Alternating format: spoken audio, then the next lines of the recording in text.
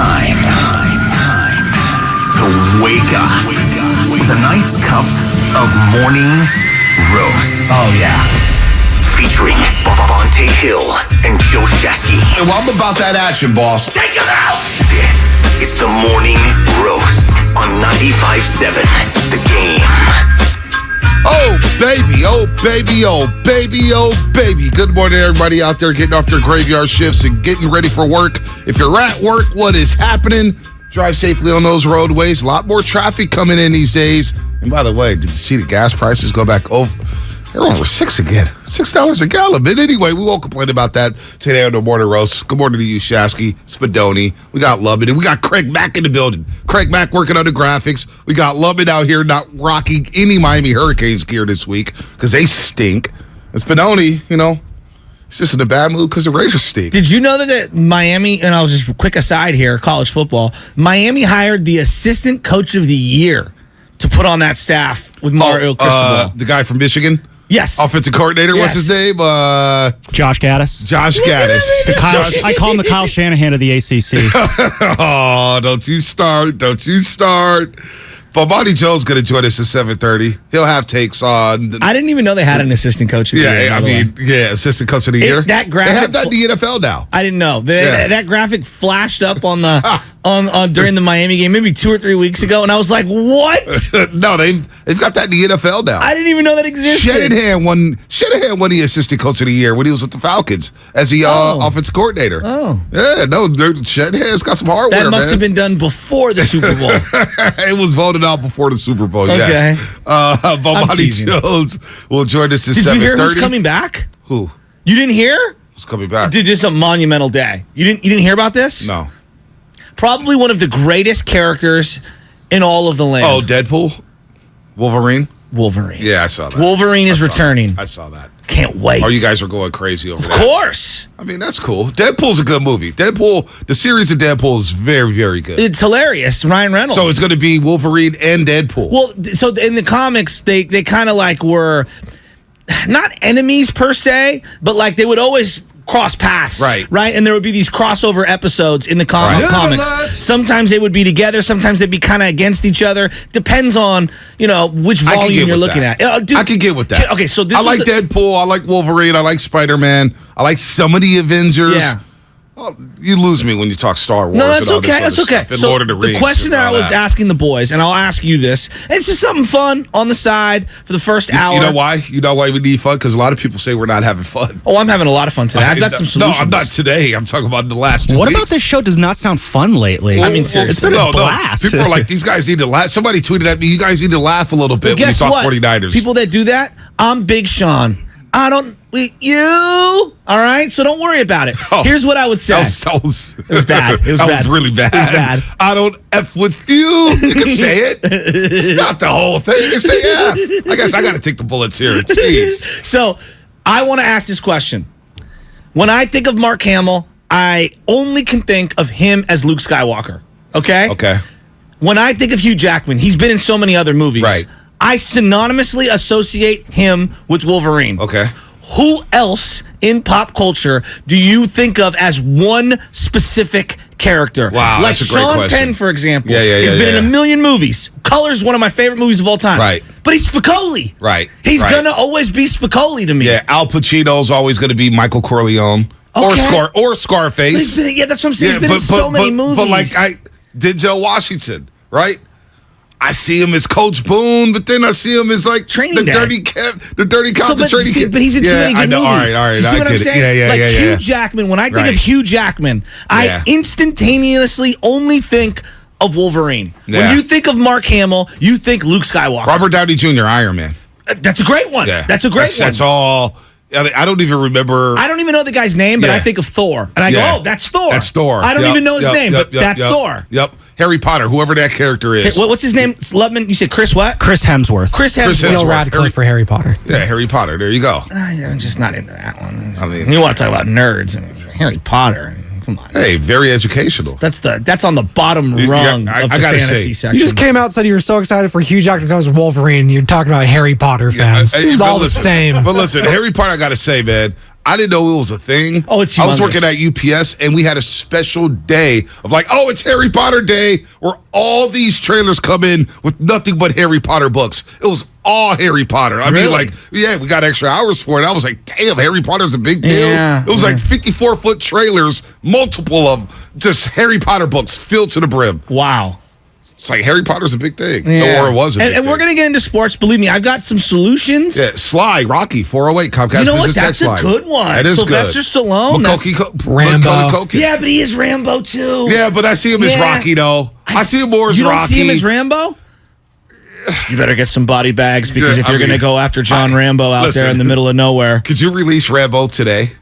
No. The fourth one, he goes to Afghanistan and he's tied to a bed. It's one of my favorite ones of all time. He's tied to a bed and he like rips the bed off, takes the microphone from the guy and smashes him in the head. You know what? He has been in so many movies, so like Cliffhanger, What's the one Demolition where they're all Man. old? What's the one where they're old? They're all old. It's not the Avengers. It's the old timers. What is it called? Oh, The Expendables. The Expendables. Yeah. The So Expendables. No, yeah, you can't see that. Jack Nicholson, can you just see him as the Joker? No, because to me, he's also The Shining. Yeah. You know, he's a lot of different things, but like, no. Like, see, I can't just see Arnold Schwarzenegger as Terminator. Because Kindergarten Cop. What about him in Kindergarten Cop? Last Action Hero. Predator. Eraser. What about Eraser? Yeah. Total Recall. Running Man. Anyway, so we're just having fun here. That's what I'm saying. You have to be. Hugh Jackman is Wolverine. Give me somebody like Macaulay Culkin is one that people put on the text line. Home Alone. I think of Home Alone. Home Alone. I think of Home Alone instantaneously. So anyway, let's have a little fun today. Yeah, no, Eddie Murphy, he's in too many movies. Too many, right? Too many. 24 hours or whatever, 48 hours, excuse me. James Earl Jones, too many movies. See, they were saying James Earl Jones is synonymous with Darth Vader, but I'm like, that's the voice, not the face. Right. So Sandlot, he had his little cameo there. He was amazing in Sandlot. He was amazing. Sandlot's one of my favorite movies of all time. What about Jamie Foxx? Do you see him as Willie Beeman? No, I see him as the president in what is it? Something Falls Down. What's that? Oh, what movie is that? Come on, where the White House gets exploded. White House Down. White House Down. He's been in so many movies. So many. So many movies. And he was excellent as Ray Charles. Ray Charles, he was great. He was excellent as Ray Charles. Yeah, he was excellent in that Chadwick one. Boseman. A lot of people may say Black Panther, but he was also James Brown. I know. You forget how good he was as James Brown and actor. Jackie Robinson. Yeah. Rest in peace to Chadwick Boseman. So we're now a pop culture show. We are for like 14 minutes. Heath Ledger, the Joker. It's another one. So, you know what? But he's also in Brokeback Mountain. But I never watched Brokeback Mountain. Oh, okay. I never watched Brokeback Mountain. I'm securing my masculinity. No, I never watched it. I didn't. I didn't, Did you watch Brokeback Mountain? I've seen it, yes. How I say it like that? Well, because everybody's seen it. I've never seen it. Okay. Well. So I know Heath Ledger is the Joker. Okay. He's great. All right, with that said, let's move on. That's why Satchy's giving me the look. He's giving me the look. Hey, the Giants wasn't playing yesterday. We're all wearing Giants gear. I know. They win. Did you hear about this? If the Giants win out, they could get to 84 wins. I know. How crazy would that be? 84 wins. How crazy would that be? Can we be real? Of all the horrible things that have happened this year, Jock Peterson has been fun. I know he's not a perfect player. He's been fun. The leadoff home run was cool. All right. Joey Bart quietly has developed. Yes. Okay? Now, no one is sitting here saying he's Buster Posey 2.0. Real quick. But he's not a bust. Can I say something? So I was talking to Lubman yesterday on a show call around 6 o'clock. And I said, hey, Lubman, don't think I don't notice when you throw the Giants on the rundown. He throws it on the first block every single day. And yesterday, I was ready to rip him to shreds for doing it. And I forgot. But like, he sneaks it in every single day. 605, 627, The Open. I'm taking everybody behind the scenes. YouTube, Twitch, Comcast Business Text Line. We have our little rundown, right? We talk about what we're talking about. We're not scripted. It's just little bullet points for us. But every single day from 605 to 627. Yeah, we're not Colin Coward in that. Dude. Oh, my God. What a bad take he had the other day. Jeez, he just gets worse and worse and worse. He has become Skip Bayless. Yeah, he's awful. He's awful. You were right. I was wrong. I will back off of Coward. Well, no. At the time, I got it.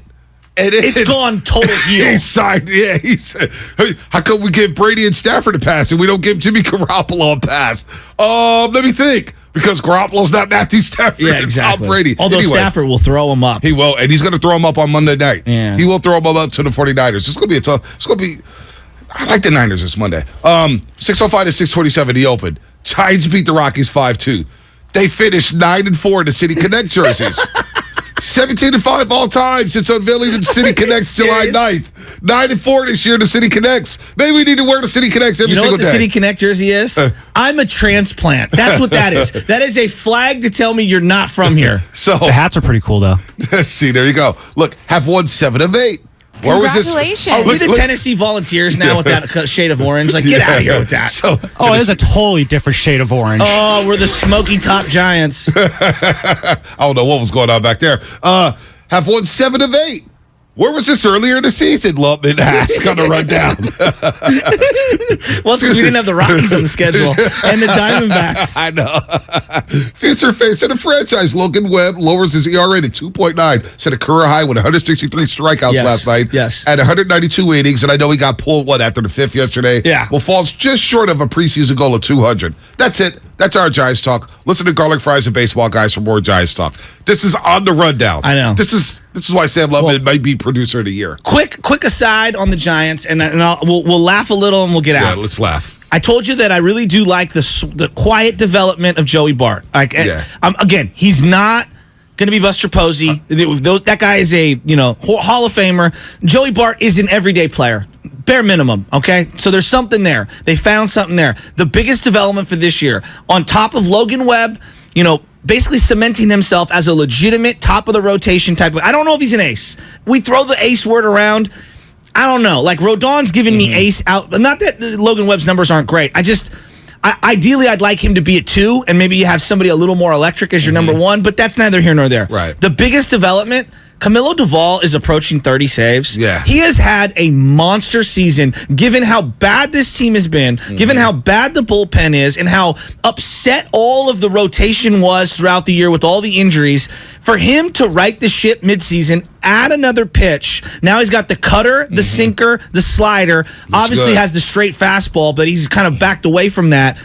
He's having a really good breakout season. So the Giants are in a situation to where they just got to find a guy for the 7th and 8th and hope your pitchers get through 6. Because the 9th is locked down. 100%. Just name him your closer. He's your future closer. You go through the ups and downs with Camilo Duvall. He had his little slump, and then he bounced back in a major way. This is his first full season. First full season. 9th inning, Camilo Duvall. He's legit. So how do I figure out who pitches the 8th and who pitches the 7th? That's where I think that's an investment. Yeah, I'm with you there. You got to invest in the 7th and 8th innings, and maybe even the 6th, in case you get pitchers going 5 innings like Farhan likes to do, right? You get an Alex Wood up there. Okay, high alert. We need a bullpen arm for the 6th inning, maybe even the 5th. So focus on, I think, in the offseason, that's one of the 2 goals for me, is get a 7th and 8th inning guy. Yeah, to lock things down. And now you build this bullpen. So now you put less stress on your starters to go 7 innings or 8 innings like Rodon and Webb has done all season. So, the other thing that I keep coming back to is, we're waiting for all these young players to come through the system, and we're excited and we're optimistic. And it does feel like, quietly, after all our ranting and raving, it does feel like the farm is starting to produce the last month or so of the season. But here's where I get a little frustrated, because guys like Yaz are starting to come around at the end of the year. And I'm like, don't fall for the banana in the tailpipe. Well, they are. Like, do not believe that this is who he is. Oh, he just struggled for 6 months, and the final 2 weeks is who he is. He only batted 160 for June, July, and August. Not true. Yeah, no. Not true. And I don't know if you saw this, but a graphic popped up on the telecast last night. And Bayshawn, who's your buddy Sean Jordan from Bleacher Report, screen capped it, and I'm glad he did, because I couldn't rewind it fast enough. I think we have misremembered how freaking incredible Tim Lincecum is. How many times have you and I had the conversation with people, Mad Bummer Lincecum? Now, I know what Mad Bum did in the playoffs in 2014 is legendary, and I'm not taking that away from him. I think we have forgotten how gosh darn great Tim Lincecum was. Why do you say that?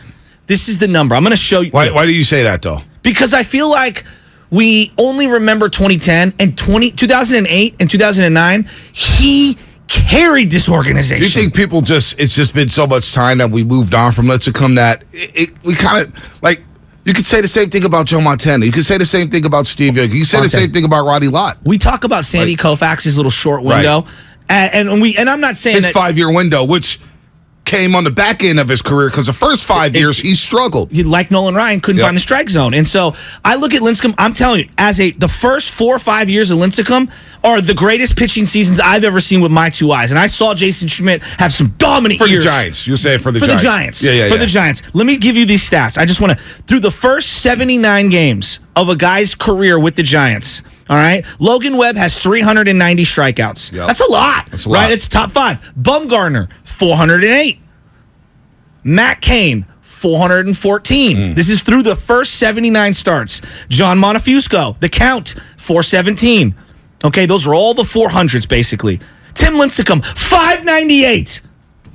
600 strikeouts through his first 79 starts. I really do think that we have misremembered how freaking great he is. I don't know if we have. I think we know how great he is. We talk about it all the time. You and I do. Do you think the young people do? Like our producer, one of the biggest Giants fans I know. Love to think. Love to get on here. In your mind, get on here. Is let him speak. I would just see he's been listening. Yeah, what do you think of Lincecum? Oh yeah, I know he was one of the greatest shows in Bay Area sports history. I mean, the guy would sneeze and strike out 10 guys. It was every night was a thrill to watch. Yeah, so I don't know if people had forgot. I think Lincecum's a god. I think he's a statue. I think we want more. Well, here you go with the statues. You want to give everybody a statue. He's got one of the most unique pitching styles. We won't have any room to walk on the sidewalk. But he deserves one. He hung the first banner in San Francisco. There's no doubt he did. There's no doubt. And he was on the cover of the video games. He had the commercials when the Giants were coming back and they were becoming relevant again. He was the face of the franchise. I don't think anybody's forgotten about him. No, we just get reminded from time to time. It was like, damn, he really was special. When I watch those old highlights and him and his windup, dude, Timmy was so sick. Great. No, but I don't. Yeah, no, he was great. All time great. I love Logan Webb. I'm not trying to compare and contrast Logan Webb. There's only one Lincecum. That's what I'm saying. There's only one Lincecum. That's what I'm saying. There's only one Timmy, and I don't think we'll ever forget that. That's why when he came back when Bruce Bochy's last game, it was incredible. Who did Bruce Bochy want to talk to? Who did Bruce Bochy want to talk to? Lincecum. And they talked for 45 to an hour, just them two. He was so thrilled that Timmy came back. And remember, there was always some murmurs like, oh, Bochy doesn't really like Timmy or yada, yada, yada. And I never believed that stuff. I never believed that stuff because Timmy was so cool. He was so cool. He was the people's champ, dude. I miss Timmy, man. I hope he's going. I hope he's doing well. He really picked up on the vibe of the city. Like at that time, you know, like when you think about what the city represented at that time. He was the city. Oh, dude, he was the city. Perfectly fit into it. Let Timmy smoke at a time when weed was still a little taboo. So I was cleaning out. I miss Timmy. I was cleaning out my. We're always donating clothes and stuff, right? And we're always trying to spring clean and stuff like that. And I've had this Timmy shirt. You know the one that's. It's orange. It says it's got the F-U-C-K. Oh yeah. F yeah. Because he said that after he said that after they interviewed him on the field after they won the first one. Yep. So I had that T-shirt. Bought it right before a Giants game, before Game 2 of the 2012 World Series, and I refuse to throw it away. I refuse. It is done. It's dingy. You can barely see the F. I'm like, and it's like, get rid of it. I was like, I can't.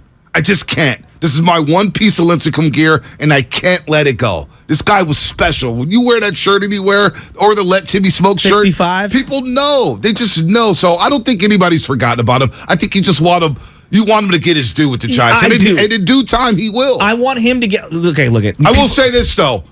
And look, we just had Hunter Pence here in studio. Yeah. We will have Hunter Pence.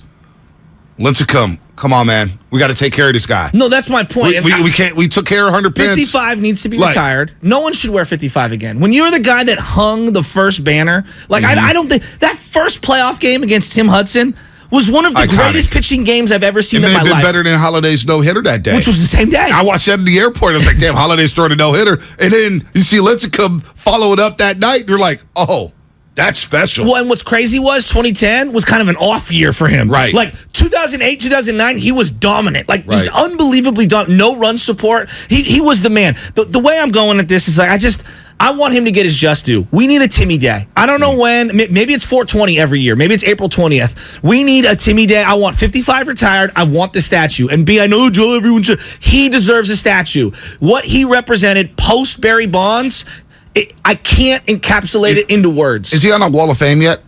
I don't think he had the 10 years. I don't know if he got the 10-year minimum, which is another thing. It's Wait, 10-year minimum MLB requirement? No, Giant requirement for the Wall of 100 Fame. pitches what the Giants are 10? I think there's a secondary requirement that if you were part of a World Series championship team, you get to go in the Wall of Fame. 100 pitches on a Wall of Fame. He didn't play 10 years with the Giants. No, I know that. But I thought it was a 10-year minimum requirement because that's why Jeff Kent for a long time wasn't on there. So if 100 pitches and there's no shit, this is no shit at 100 pitches. He was kind enough to come to the studio, join Damon but in the Arado. hierarchy of San Francisco Giants all time, It's Tim Lincecum way up here over Tim. Come on, it's not even close. Since Juan Marichal, he's the best Giants pitcher in my mind in terms of regular season plus postseason success. Bumgarner has an argument. Bumgarner's right behind him. Bumgarner has an argument because his numbers with the Giants are sick. Incredible. I'm a Lincecum guy. I'm not taking anything away from Bumgarner. If you're asking me to choose, I'm taking Lincecum because he resonated more with me.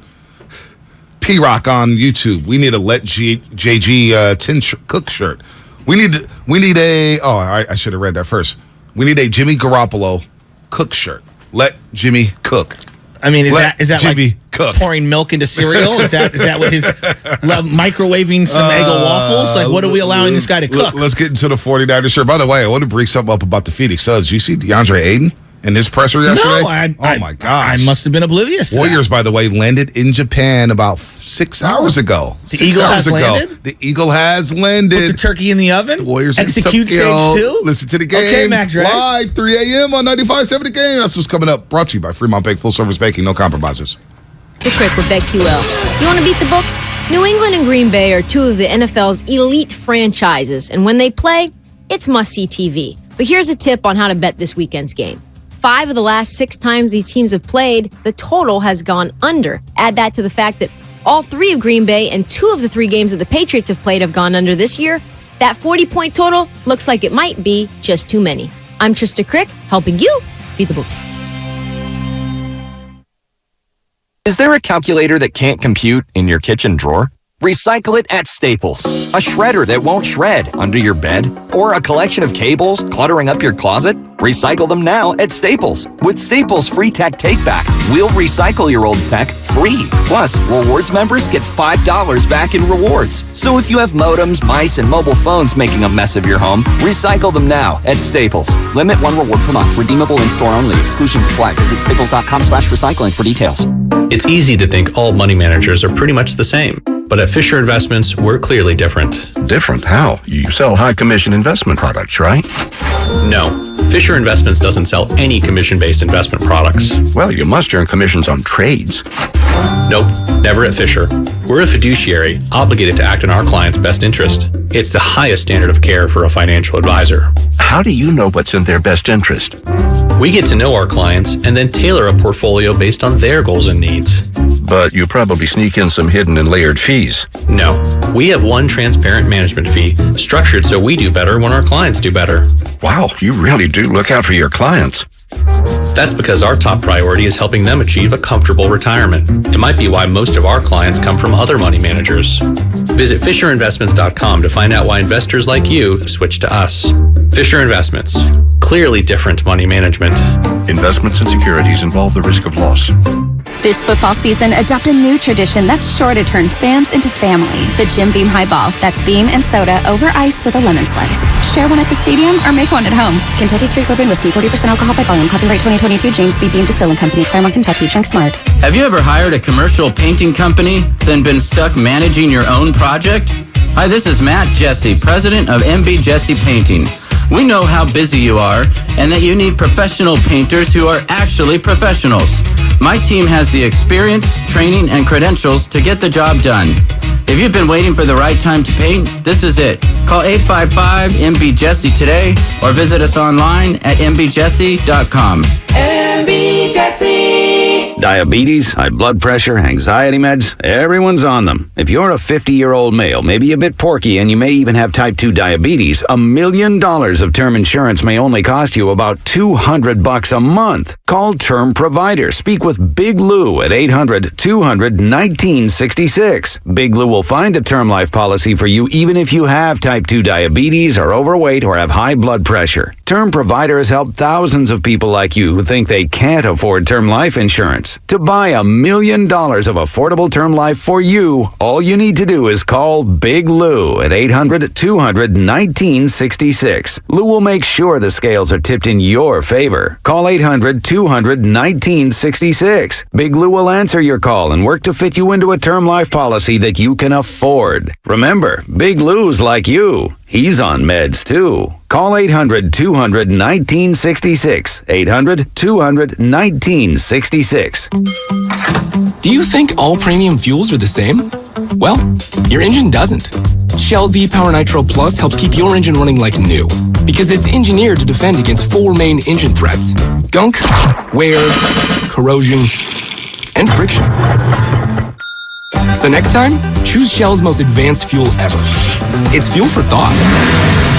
In engines that continuously use Shell V-Power Nitro Plus premium gasoline. If you own a business, this has been a bumpy ride. From pandemic to inflation, I'm sure you could use a break. If your business has 5 or more employees and survived COVID, you might be eligible to receive a payroll tax refund of up to $26,000 per employee. The challenge is getting your hands on it. Hi, I'm Howard Mackler, and that's why I founded GetRefunds.com to cut through the red tape and get you the money. The team of tax attorneys we have put together are highly trained in this little-known payroll tax refund program. We do all the work, charge not a dime up front, and simply share a percentage of the cash that we get for you. Businesses of all types can qualify, including those that took PPP, nonprofits, and even those that had increases in sales. We have helped return over $1 billion to businesses, and we can help you too. Just go to getrefunds.com/sports, click on Qualify Me, and answer a few questions. This payroll tax refund is only available for a limited period of time. Don't lose out on up to $26,000 per employee. Go to getrefunds.com/sports. That's getrefunds.com/sports. Remember when you were told bigger is better? Well, that's just simply not the case. Do you want a big bill? No.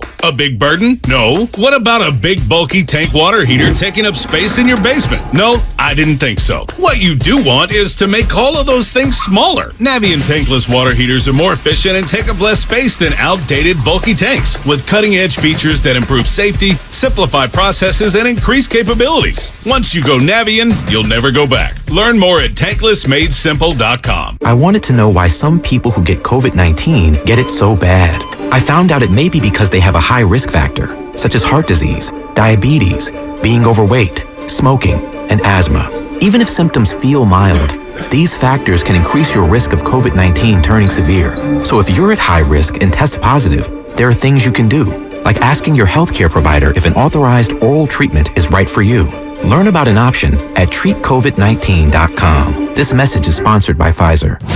Hockey season is here, and 95.7 The Game has your shot at tickets to check out the San Jose Sharks in their home opener against Carolina on October 14th. Listen to Willard and Dibbs around 10:30 for your chance to win.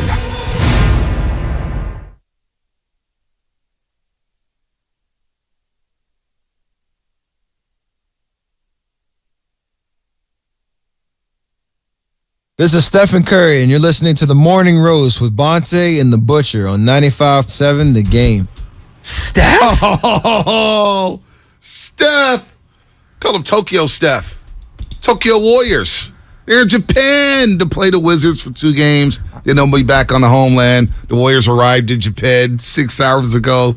And look, man, the Warriors make me happy. The Niners, we rant and rave. We lose our minds. We get emotional. The Warriors, it's just all good in the hood. It's all good, baby.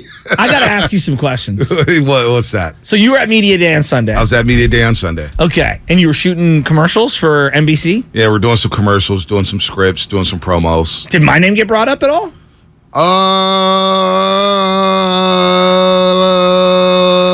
supposed to go with the Tim Hardaway. Mully don't really talk about him that I was much. trying to think, nobody really talks about you at Media Day. Slater didn't bring you up. Marcus Thompson didn't bring you up. Pilo didn't bring you up. Bobby Fitzgerald, who joined us at 8 o'clock, didn't bring you up. Pookie didn't bring you up. Nobody in NBC brought you up. Did Bob say hi to me? Logan Murdoch didn't bring you up. Bob didn't say hi. Was Bob there? Bob was there. Bob Myers was there? Oh, no. Oh, not Bob. He was somewhere. I didn't see Bob Myers, though. And see, if I was there, he'd have made an appearance. He was upstairs. He'd have and he made was sure to say what up. Steve Kerr didn't say what's up to you. Jimbo, James Kincaid didn't say what's up to you. That one hurts. That does hurt. That's got to hurt. That's got to hurt big time. Sharky, who works in the Warriors PR department, didn't say hi. So explain to me what happened at Media Day, because it's been a couple of days, and we all are fired up for Warrior basketball. No, we are fired up, man. And if people say I'm salty, why am I salty? What was your biggest takeaway from Media Day? Just how loose everybody was. James Wiseman, very loose. Had a couple jokey jokes. Felt he was in a good space. Did he look bigger? Oh, he looks great. He looks like he's in great shape. And all he's been doing is playing. Okay. Looney looks like he's in great shape. Draymond was in a great mood. He was asking about the pre- and post-game show. Oh, nice. Asking about Darrell Wright's role out of these coach of the Kanye West team, Donda. He didn't reference the 58 times we've traded him in the last 2 years. He dapped me up and he actually shot a promo with me, and one thing I was worried about was like, I made sure to say, hey, Draymond, man, the podcast was rolling, Don't bring up Ben Simmons and me driving you to Philadelphia. Don't click on the video where we constructed a three-team trade. This is what I'll give the Warriors. No, I mean this sincerely. We have talked so much about Warriors basketball because we care so much about the flagship of the Warriors. But the one thing I will give the Warriors is they understand us, me and you, fans, everyone at this station. When we throw out different scenarios, play this guy, play that guy, acquire this dude, get rid of that guy, it's because we want to keep winning. Right? And they understand that's like part of the business. They all say, the basketball's part of the business. They don't take it personal. No, they don't. They really don't. And how many times have we crushed 4-time champion Steve Kerr? I know. Bob Myers.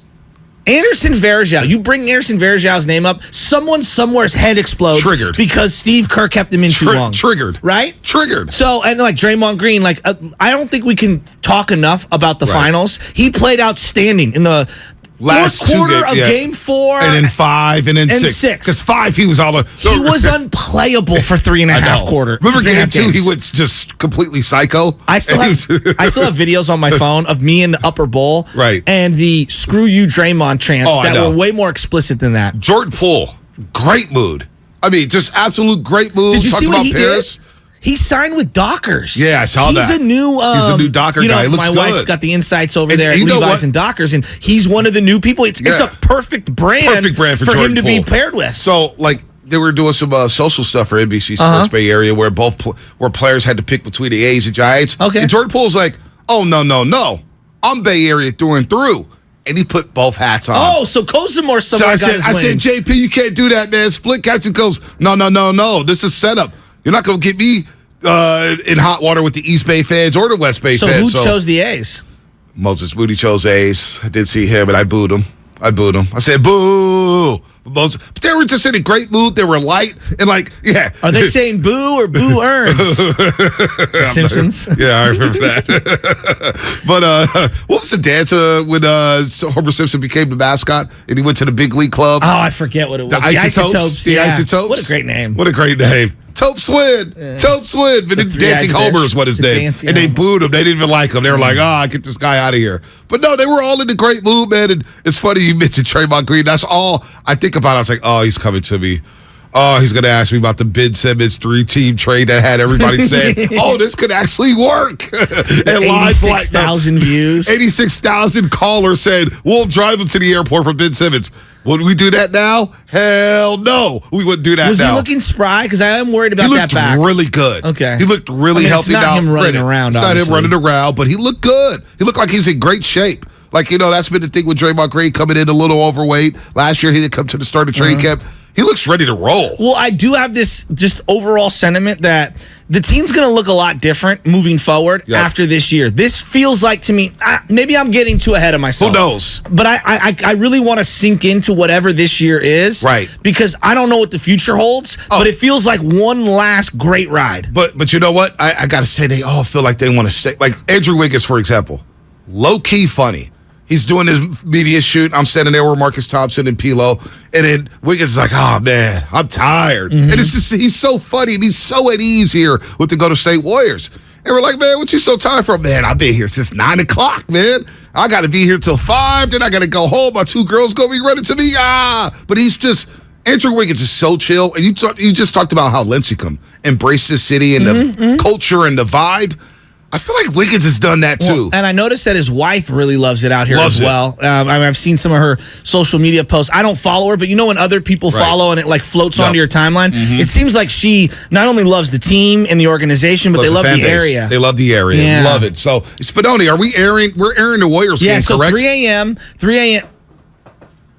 2 minutes. Oh, I was like, okay. 2 minute warning. 3 a.m. the game is going to be telecast. 3 a.m. on 95.7 the game. On 95.7 the game. So everybody, if you listen to it, and I'm sure they're probably going to show it on NBA TV. And we're going to replay it at 6 p.m. Oh, I like that. Little double dose of dubs. I like it. Dubs are back. And see how happy we are talking Warriors basketball? We're so happy, smiling. There's no worries. They're champs. And then we have the 49ers. Oh, you want to ask about Jimmy? Oh, listen. Hold on that. DiVincenzo. He looks like Bob Fitzgerald. I seen him. He was like, Fitz is just looking at Dante DiVincenzo. He goes, he's the perfect fit for this roster. He's going to be so was good. Fitz in his bag? Oh, Fitz was in his bag. Yeah. Oh, we're talking Notre Dame. Mid-season form? We're talking football. Let's be real. I love Notre Dame. Freeman. Oh, boy. No, he thinks he's the perfect coach. He goes, Freeman's going to get his quarterback. To lose to Marshall? What is he the perfect coach for? Hey, they beat North Carolina. They've won 2 in a row. Whoop-de-doo. You beat North Carolina. They beat 2 in a row. They're 2-2. I never thought I'd say this. Boy, I miss Brian Kelly. No, you don't. Come on, you can't do that after 4 games. I'm teasing. Yes, you're not. They look horrible, B. Brian Kelly, he ain't doing much better at LSU. Oh, no, he stinks, but he was perfect fit at Notre Dame. All right. Arrogant. All right. I guess the 2 minute warning is up. What's coming up? Sponsored by Fremont Bank, full service banking, no compromises. A little more dubs. We'll talk about the return of Andre Iguodala, what that means for the roster, and then we will pivot to the 49ers. But Shasky's got some special stuff. I have a solution for the Niners. He has a solution. He's going to put on his offensive coordinator hat. Yeah. And figure out how to get this offense rolling for Monday Night Football against the LA Rams. That's coming up, brought to you by Fremont Bank. Full service banking, no compromises. Watch 95.7 The Game on Twitch and YouTube. Jimmy can't cook. He can barely boil water. I agree with you. He'll never be able to cook. I agree with you. Let Fumo eat. You know how people be like, you can't waste Steph Curry's prime. Our defense is at a prime right now. Yeah. We can't let that go to waste, man. This is for real. This is the Bay Area's sports station. 95.7 The Game. Hey, Becky, what about this beat for your next song? It's cool, but I'm into faster stuff lately. Like Xfinity that gives me beyond gig speeds. Got it. What about this then? It sounds powerful, just like Xfinity. Because its supersonic Wi-Fi has 3 times the bandwidth, you can connect hundreds of devices at once. That's what I call power. Unbeatable internet from Xfinity. Made to do anything so you can do anything. Get the Xfinity Supersonic Bundle with unlimited gig speed internet, Wi-Fi equipment included, and a free 4K streaming box. All for $50 a month with a 2-year internet rate guarantee and no annual contract when you add Xfinity Mobile with unlimited data at regular rates. Go to Xfinity.com/gig, call 1-800-XFINITY, or visit a store today. Limited time offer. Restrictions apply. Requires paperless billing and autopay. New Gigabit Extra internet customers only. Taxes and fees extra and subject to change. Xfinity Mobile requires post-pay Xfinity internet. Reduced speeds after 20 gigabytes wireless usage. After 24 months, regular rates apply. Requires compatible Xfinity gateway. Kirby is your driveway mechanic. They bring the shop to you with brake replacements, oil changes, washes, and so much more. Get $50 off your first oil change with code OIL50 at Kirby.com. That's CURBEE.com and use code OIL50.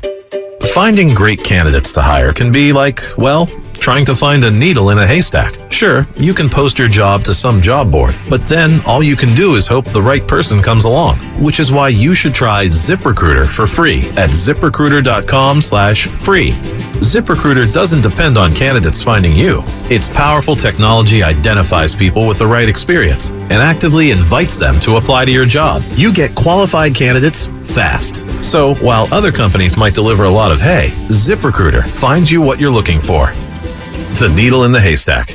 4 out of 5 employers who post a job on ZipRecruiter get a quality candidate through the site within the first day. ZipRecruiter. the smartest way to hire. And right now, you can try ZipRecruiter for free. That's right, free. Just go to this exclusive web address, ZipRecruiter.com/free. That's ZipRecruiter.com/free. ZipRecruiter.com/free. It's Joe Shasky from the Morning Roast. And if you're an independent restaurateur or are starting a brand new business, then you gotta know about my friends at Trimark. Trimark, making independent restaurateurs' dreams come true in Northern California for over 55 years. Whether you're designing your next restaurant or you need equipment and supplies, this is where Trimark comes in. They do it all. And what's most important to them is being a partner to their business customers. Visit TrimarkWest.com. That's TrimarkWest.com. Why does Comcast Business power more businesses than any other provider? It has technology solutions that put you ahead, like the fastest, reliable network and serious savings.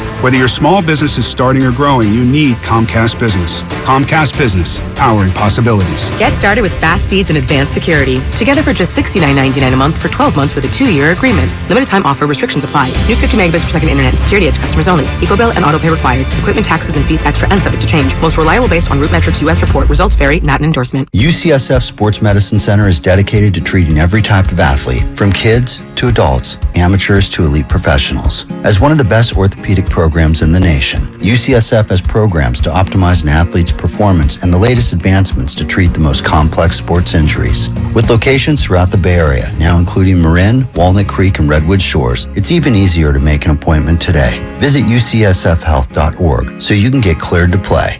UCSF Health, redefining possible. Hey everybody, Damon Roberts from Sports Investors Weekly letting you know that Paul Nolan, Jimmy Taggs, and myself will be here every Saturday and Sunday morning at 8 a.m. to break down all the best bets in college and pro football. Want to get involved right now? Text NFL to 313131 and get today's best bet absolutely free. That's text NFL to 313131 right now and get today's best bet absolutely free. And make sure you join us every Saturday and Sunday for Sports Investors Weekly. From carriage house to glass aluminum doors, RNS Doors has a full line of commercial and residential garage doors and gates to suit anyone's taste and budget. Visit rsdoors.com. RNS Doors. Look for the red truck. I'm Bob Burke, founder and chairman of Burke America Parts Group, a family of brands that includes RepairClinic.com, an appliance and HVAC part solution company that's grown into an international brand. Before AmericanEagle.com, we partially launched a new technology platform developed by another firm. American Eagle helped take our technology to a whole new level with digital marketing, software development, and business insights into our key markets, appliances, HVAC, and outdoor power equipment, and did so both on time and on budget. AmericanEagle.com has the resources, experience, and talent needed to produce solutions. Our new technology platform, developed by AmericanEagle.com, has produced tremendous results with higher traffic, conversion, engagement, and online revenue. If you have any home repairs you need to take care of, check us out at RepairClinic.com. If you need a world-class website or technology project, then I would highly recommend AmericanEagle.com. Call AmericanEagle.com at 773-NETWORK. That's AmericanEagle.com, 773-NETWORK. Chris Cuomo is back with a new show on a new network. Cuomo premieres on News Nation Monday, October 3rd at 5 p.m. Pacific. To find News Nation on your television provider, go to newsnationnow.com/join us. Breaking news on 95.7 The Game is brought to you by Beat the Street. For tips to win a $5.6 million prize. Listen wherever you get your podcasts. Oh my God.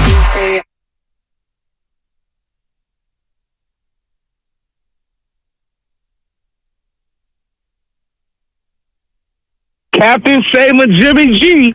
Now, back to the Morning Roast with Bonte and Shasky. Shout out to Film on Mike. Shout out to Wu-Tang. Cash rules everything around me. Cream, it's the money. Dollar bill, y'all. Song's classic. It's what about the Triumph? ridiculous. Though? The Triumph is the one. I think the Wu-Tang, the double album. Yeah. And they said it in the album. This is 10 years ahead of its time. And yeah. it is. It was. It was. And they, as he said, don't go to summer school. Don't go get your GED. Cop you a new Wu-Tang album. It was great. Ghostface Killah, I didn't really feel him for a long time until I got a little older. Right. And then I realized, he's on some like next level stuff. RZA too. He had a versus. Who do you have a versus with? It was Ghostface Killah. Him and Raekwon were Raekwon, that's but who it they was. were like enemies, but then they were also like together, and then they did the verses together, Raekwon and Ghostface Killah. Well, they got albums together too. And I was just like, the bars they both were ridiculous, spitting, bro. I was like, oh my gosh, I forgot how good they were. One of the greatest hip hop songs of all hip hop. If we're just going to overall hip hop, the MGM. Yep. By Ghostface and Raekwon. Yep. I think it's one of the sickest songs. It's a story, essentially. Yep. I love story raps. Those are like my favorite raps. And so if you bust that one out, it's on the second album that Wu-Tang did. And then, of course, ODB is just like a legendary character. Rest in peace, ODB. What was it on MTV where they followed him around with the cameras? Well, he had the welfare check. He had the welfare check. He was in the check cashing spot. And then the IRS came calling because he was literally cashing in on millions. Cashing in on millions. I mean, going to welfare him checks. on TRL was one of the funniest segments I've ever seen in my life. All time, unbelievable, right? all time. And he got hits though. He got hits. He only got a couple albums, and he got hitters. What movie was it in where he was flipping the burgers and he was like touching his nose and stuff? What movie? He had a cameo in the movie. Find it up, Spinoni. He had a cameo where he's like. He wiped his nose and he's like, "Oh, you want a cheeseburger? All right, that's coming right up." And he wipes. It was terrible. It Keenan and Kel? No, it was not Good Burger. Not Good Burger. Welcome to Good Burger. It was I want to say it was Belly or something. I don't know. We'll figure it out in a second. Where Method Man goes out shooting? Wasn't Belly? What movie was that? He was flipping burgers, man. It was like a real quick cameo. This is going to bother me. Text line, come through. Come through, text line for me. Comcast Business text line. What movie was that? Bonte, I'm not going to read that one. So, last thing on the Warriors, because we got Bobby Fitz coming in at 8 o'clock. I'm not going to read that. Sorry, 925. Not going to get that text read. I think it was State Property is what it was called. Boom, State Property, Beanie Siegel. That's what it was. And Told Freeway. You. Yep. And he just had the Chevy quick cameo. Rock the mic, he's like right? wiping snot off his nose, and he's like making burgers and we're not going to eat that burger. State Property. SP. 1 and 2. They had 2 of them. 1 and 2. Noriega. Remember him? Yes. Dave Dash. Yes. Jay-Z. Great movies. Nori. He got that podcast going pretty good now. Drink Champs. Yeah. Drink Champs. They sat up there and smoked weed and drink for 3 hours. The DMX one is so long, 2.5 hours an hour. We go riffing off of DMX. I play that video clip that you were talking about all the time with the freestyling dog. Yes. Yeah. So DMX. And then my dog gonna get you. Right. Well, the guy said, "I swear DMX's dog was ad-libbing on the freestyle." Word to my mother. I was like, whoa, damn it. He had a legendary performance on Drink Champs. Yes. Legendary. He also had a rapper, and he said, man, DMX took my girl for the night. He just came out of the hotel room and said, come here. And she went into his room, and the guy was like, I was a virgin. And he took my girl. And DMX on the podcast goes, well, if I would have known when he was virgin, then, maybe I would have, but dogs got to eat. I was like, all right, DMX. I come to you quiet. I come to you hungry. When he would do his prayers? Yeah, his little prayers. He was great, dude. Are we going to get into some sports today or what? I don't know, man. Do we want to? Do we just want to go 3 hours of straight pop culture? I'm ready for that, but I don't know if the audience is, but I'll give you this. Right. I have a solution for the 49ers. All right, real quick. Andre Iguodala being back, that mean anything to you? Sure. Coach, mentor role. I didn't realize how many people are triggered by Andre Iguodala because I don't forget a couple different people. My buddy Will Lucy, who's a big, I think he's a 24-time CYO champion, was like, dude, this guy should just be coaching. Why is he a player? And this is what I would say to people. And I heard this regarding the Heat. So Udonis Haslem. Exactly. And so they were like, hey, Udonis Haslem has been a Heat player. Right. Forever, and everyone's like, why doesn't he just become a coach? Mm-hmm. Now, again, I don't pretend to know the intricacies of the player-coach dynamic, but my understanding is the reason why Eric Spoelstra continues to keep Udonis Haslem around is because once you become a coach, you are not considered one of the people behind the lines. Mm-hmm. You are considered management to the players. Right. And there is a line. There's like a demarcation. In their minds, mentally, it's like, okay, he's management. Coaches. You're right. He's management on some level. And so, when Spoelstra is screaming and yelling in the huddle during the playoffs last year, and then you get Udonis Haslem jumping up, ready to defend the coach and putting Jimmy Butler back in his place, it hits different than if Udonis Haslem is just the coach. Right. Now, most people will be like, Joe, you're absurd there. But that's what the explanation is. Right. Now, whether you buy it or not is up to you. Mm-hmm. So part of why they bring Iggy back, clearly, Steph likes golfing with him. Right. That's number No one. doubt. Okay, No let's doubt. just call it what No it doubt. is. And number two is, I do believe there's some wisdom that Iggy can impart on a lot of the youngsters. Where they're looking at Kuminga, they're looking at Wiseman, even Looney. You see Looney sitting next to Iguodala a lot on the bench, and then, of course, Moses Moody. He is there to put a foot in JK's butt because they realize the potential that Jonathan Kuminga has. Yes. Jonathan Kuminga can be a very special player in this league. Defensively, he has potential to be a DPOY. Agreed. I think he is that good. But now, he's there's still a lot in the of incubation stage. Yeah, no doubt. No, he is so raw. It's not even funny. Can't drink. Can't illegally drink. That's crazy. But seeing JK walk around, what's up, man? What's up, man? And he's like happy. And I'm like, damn, JK looks like he's in great shape.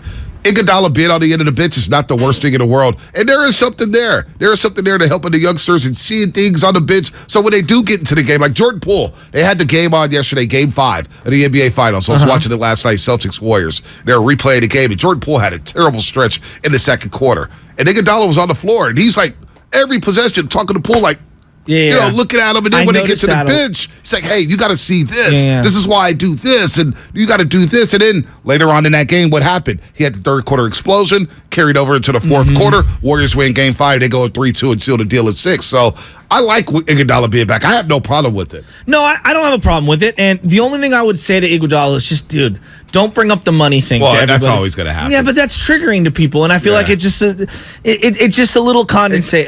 You got to take it as a joke. No, Iguodala's got it. I do, but I think a lot of the average fans, the consumers, they're struggling to be able to afford a ticket to a Warrior game. No doubt. Right? And so when you talk about money and stuff in these particular times, I do think it hits people a little different. That's all. No one's everybody likes the guy. Everybody likes the player. They know that he's probably limited. He's only got a couple of minutes throughout a month, let alone a season left in his game.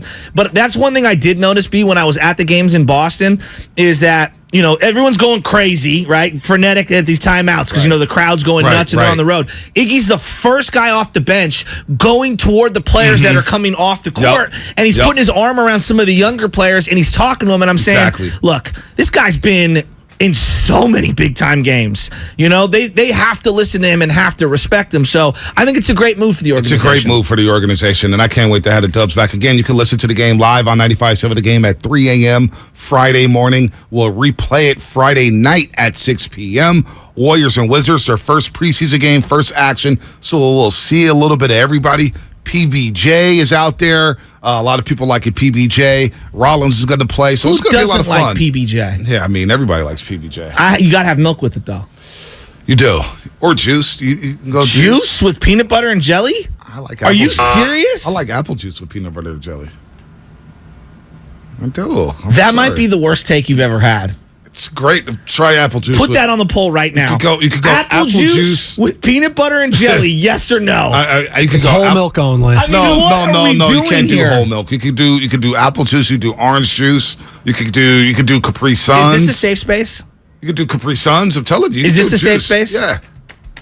I cut real milk out of my life a couple years ago. Oh yeah, I've gone almond milk. Yeah, I'm almond and soy. Almond it depends which. I'm now reading labels, and so I look for. I'm now reading labels. I'm being honest for gut health, and I'm trying to have whichever brand has the least amount of gums in them. Right. I think it's like xanthium gum or whatever. That's the one that I will choose at the grocery store because it seems like the almond and soy selections tend to be erratic at most places. Right. They switch up a lot. So this is where I'm at. Yeah, no, orange juice, but no, oat milk, almond milk, soy milk. I've been doing that for like 3-4 years. Yeah. Now. It's in my life. But yeah, juice and crank back. Come on, man. Come on. Juice? Yeah. Put it on the poll. What's YouTube saying? What's YouTube saying? You can't do that? Yeah, juice is valid. Bryce on YouTube. Juice is valid with PBJ. The one other person. Yes. Let me see. Immediate toilet action after eating that with apple juice or orange juice. Yeah. Juice is good. Bonta, you a nobody, my dude. Oh, come on, Dan. You can hear how far down the text line he has to scroll to find someone who agrees with him. No, it was actually the first thing I saw. Sam, you have learned radio. You come in, shots firing now. Let's go. We've broken the man quite well here on the Morning Roast. I am really excited for Warrior basketball this year. Yeah, I am. I'm ready to see what the 4-time champs have in store. Look, I know. You're a homer. I really think they can repeat. Oh, I really do. And that would just be, if they repeated, that's like the cherry on top of the dynasty. 5 rings for Steph, Clay, when we thought and they'd Draymond. never get another one. So they've been doing these 10-year challenges, Clay and Steph. Oh, that's and like cool. Clay did it when he first got drafted. Yeah, and that's then pretty 10 cool. years later, he's got 4 championships. That's pretty 4 cool. Larrys. Yeah. And then you see Steph, 4 10 Larrys, years, huh? 4 Larrys. That's what we're calling You them. sound like goo. 4 Larrys. Chips and offs. Well, I've been saying that. You forget I have slang in my vocab too, but I went to journalism path, so I throw a little extra in there. But the offs, I'm not mad at that. Anybody get triggered by the playoffs or Guru saying the offs? I had just never heard the offs ever. Yeah, you know what? Actually, I haven't heard. I think it was something he made up and probably. just stuck with. Lay off. But like the the rat on the table thing. I know he said a boss gave it to him. I still don't believe him. I still believe he took the lab from me. He stole it from me when I first got here. Not JT the Bigger Figure, who had Dwelling in the Lab as the name of his album cover, one of the greatest names of all time. Because now all of a sudden it's all about Guru's Lab. I was like, when I used to do Facebook Lives, it'd be like, live from How the many lab. explosions has he had in that lab, mixing 2 takes that have nothing to do with each other? Stay off of my timeline. By the way, real quick. How can he be in on Jimmy and out on Kyle simultaneously? The whole thing made no sense. He is out of control. I love right? the guy. He's out of control. And I know he's listening right now. Right now. Let me tell you how else he's out of control. You notice, Guru. You notice that Guru, ever since YouTube has been fired up and Twitch, he's starting to come in with the Hawaiian shirts and nice button-ups. Steiny too. The watches. Oh, Steiny's wearing nice shirts. I mean, he wore a white shirt that was wrinkled for months on end.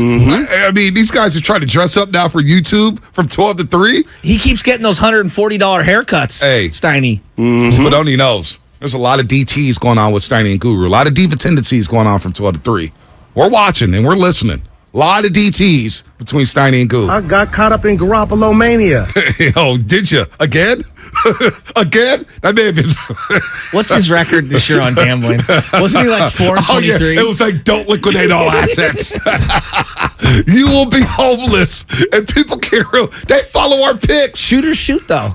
Who you got this week, Bonte? I was like, I'm not giving you a pick, so if you lose money, you come back down my road saying I'm an idiot sports broadcaster. I'm not doing it. I ain't toot my own horn, but I am Hong Kong.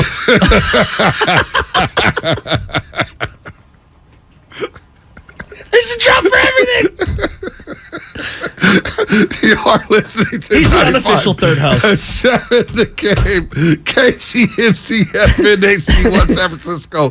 Always live on the free Odyssey app. Download the Odyssey app and favorite 95.7 the game for the best and most up-to-date sports coverage. And don't forget that you can also watch us every day on our YouTube and Twitch streams. Just log on and search 95.7 the game. Last They on said Goo. he's dwelling in the labyrinth, not the lab. Lost. Remember, What's the highlights? Highlights. Remember, we all 3 did a show, and the boss said it may have been too much energy. I've never heard that before. It was too much. Danny Fry, you're talking too much rap. It's just too much energy. You, Goo, and Butch, we got to break it up a little bit. What do you mean break it up? He's been in the lab. Yeah, he's out on Shanahan. I can't keep up with his takes. I can't keep up. And he was ticked off about being on the cue card. Are you shocked? I said, Guru, rewind your shows. The streets talk. By the way, download the Odyssey app. 95.7 the game, thousands of other stations and millions of podcasts are free on the Odyssey app. Sports talk, music, news, podcasts, all available completely free. Follow your favorite team, stations, radio shows, and podcasts now by downloading the free Odyssey app. Bomani Jones, ESPN 730.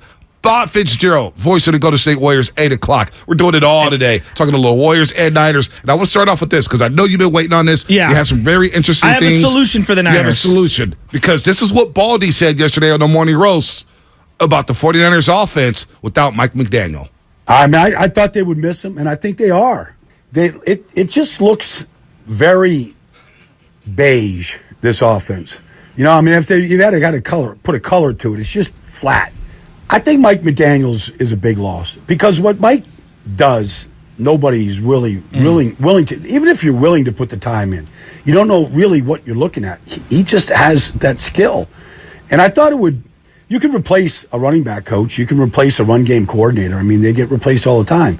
But not somebody that is willing to do what Mike did. And so I thought it would show up. And look, you had one explosive run by Wilson. You're on your third running back. We understand that. One explosive run. Otherwise, I mean, they were struggling to get 2 yards a carry. And so it has looked like that for much of the season so far. So, with that said, and by the way, the poll is up on Morning Roast 95.7 a game, at Morning Roast 957. Apple juice with a peanut butter and jelly sandwich. So far, yes is leading the way. It's only 9 votes in. But yes is leading the way. 56%. Anna, get online and vote. I'm actually texting. I haven't got the group chat. Hey, vote yes. All right, please. so the Niners offense clearly looks stale right now, and people are going to say, Jimmy needs to play better. Kyle needs to call better plays. Got it. All right, got it. I'm kind of tired going backwards and just ripping and crushing. And let's pivot forward. Yeah, let's not be negative. All right, let's not be negative. If you were to pose to me this question, Joe, what should Kyle Shanahan do to resurrect the season? Last year, they evolved and they developed the wide back. And, whether it was just a gimmick or it's sustainable, we can argue till we're blue in the face. Speaking of wide back, breaking news. Deebo Samuel has just signed with the Jordan brand. Oh, has he? Yeah, breaking news 3 minutes ago. Speaking of the wide back, Deebo Samuel now with Jordan. That's cool. So we got Jordan Poole with Dockers. Wow. Deebo Samuel with Jordan. Good for Deebo. Good for Deebo. Wow, that's a good brand for him to be associated with. Yeah, get all the J's. Yeah, tackle man instead of airman, or I don't know, touchdown man. But here's what I would do. If you're asking me, Joe, what would you suggest? You're an assistant on Kyle Shanahan's staff, and I'll pose this to the audience as well. You're an assistant on Shanahan's staff. He turns to you and he says, I don't even know what to do. What should we do? What is your suggestion? And this is exactly what I would say, and I'm glad you brought up Deebo. Stop using Deebo on the jet sweeps and the end arounds and all the stuff where he's not a legitimate running back. This is what I want him to do. I'll let you get in a second. Just use him at running back.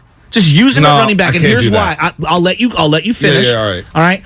Put him at running back because when he goes in motion, when he's in the backfield, 99.9% of the time, everyone knows the ball's going to him. If I put him at traditional running back, I can at least run play action where he can be a decoy and I can open up the field for others down the field, right? And now the defense, instead of knowing anytime Deebo's in motion, alert, we have to stay on him, I at least can give, a basic offense where I have Juszczyk out there, Deebo in the backfield, and then it gets Danny Gray out on the field. Right. I want Danny Gray out on the field because I need some speed. This is a team that needs some game-breaking speed. Yeah. Whether Jimmy could throw deep or not is not the point. It's you have to honor the speed traditionally. The other thing that I would do, I want to see some no-huddle. I'm not saying you run it exclusively. I'm saying maybe every other series, maybe every other possession, I'm running no-huddle with Jimmy G. He's at his best when I think it's kind of frenetic and freestyly, okay? I want to also try to get him out of the pistol and into shotgun. I think he's better in the shotgun. He can see things. It gives him time to get rid of the ball quicker because you know that this offensive line is going to struggle with Trent Williams out. And then the last thing that I would like to see, even though I know you want to keep George Kittle into block, you got to move him out 12 plus times as a wide receiver. Split him out and try to force teams to match up with him. Those are the things that I think that they need to do to kickstart this offense. I cannot just keep force feeding Jeff Wilson Jr. He needs to be my change of pace guy. I'm trying to maximize this year. It's winnable. They could win the West this year still. As bad as it's been, B, you win against the Rams, you just look a little forward. I'm not saying I want to do schedule talk, but it's like, you know what? The ball gets rolling here. They could win the West. Well, 9 games may win the West this year. That's what I'm saying. 9 games may win the West this year. 9 wins. I want to start with Deebo. Let's pick up there. The problem with having Deebo lined up predominantly as a running back is that now all of a sudden I have Brandon Ayuk at wide receiver and I have a bunch of question marks. Agreed. Jawan Jennings. Can't get separation. Danny Gray, we don't know nothing about him, and I don't know if the quarterback can get Danny Gray the ball. And then you have Ray McLeod there. That's not enough for me. I need Deebo Samuel to play wide receiver. But he's not really doing anything as a wide receiver right now. He hasn't got the ball. You got to get him in routes. You got to get him outside. So I know. Coach Yak on Twitter posted the last 2 minutes of the Week 18 game between the Niners and the Rams. When the Niners are down 24-17, they had to go down on the drive. Deebo had one of the signature catches on that drive, deep down the field. Use him as a wide receiver. the whole running back jet sweep thing, that was a change of pace. Like, all right, cool, you do that 2 or 3 times a game. It was a wrinkle.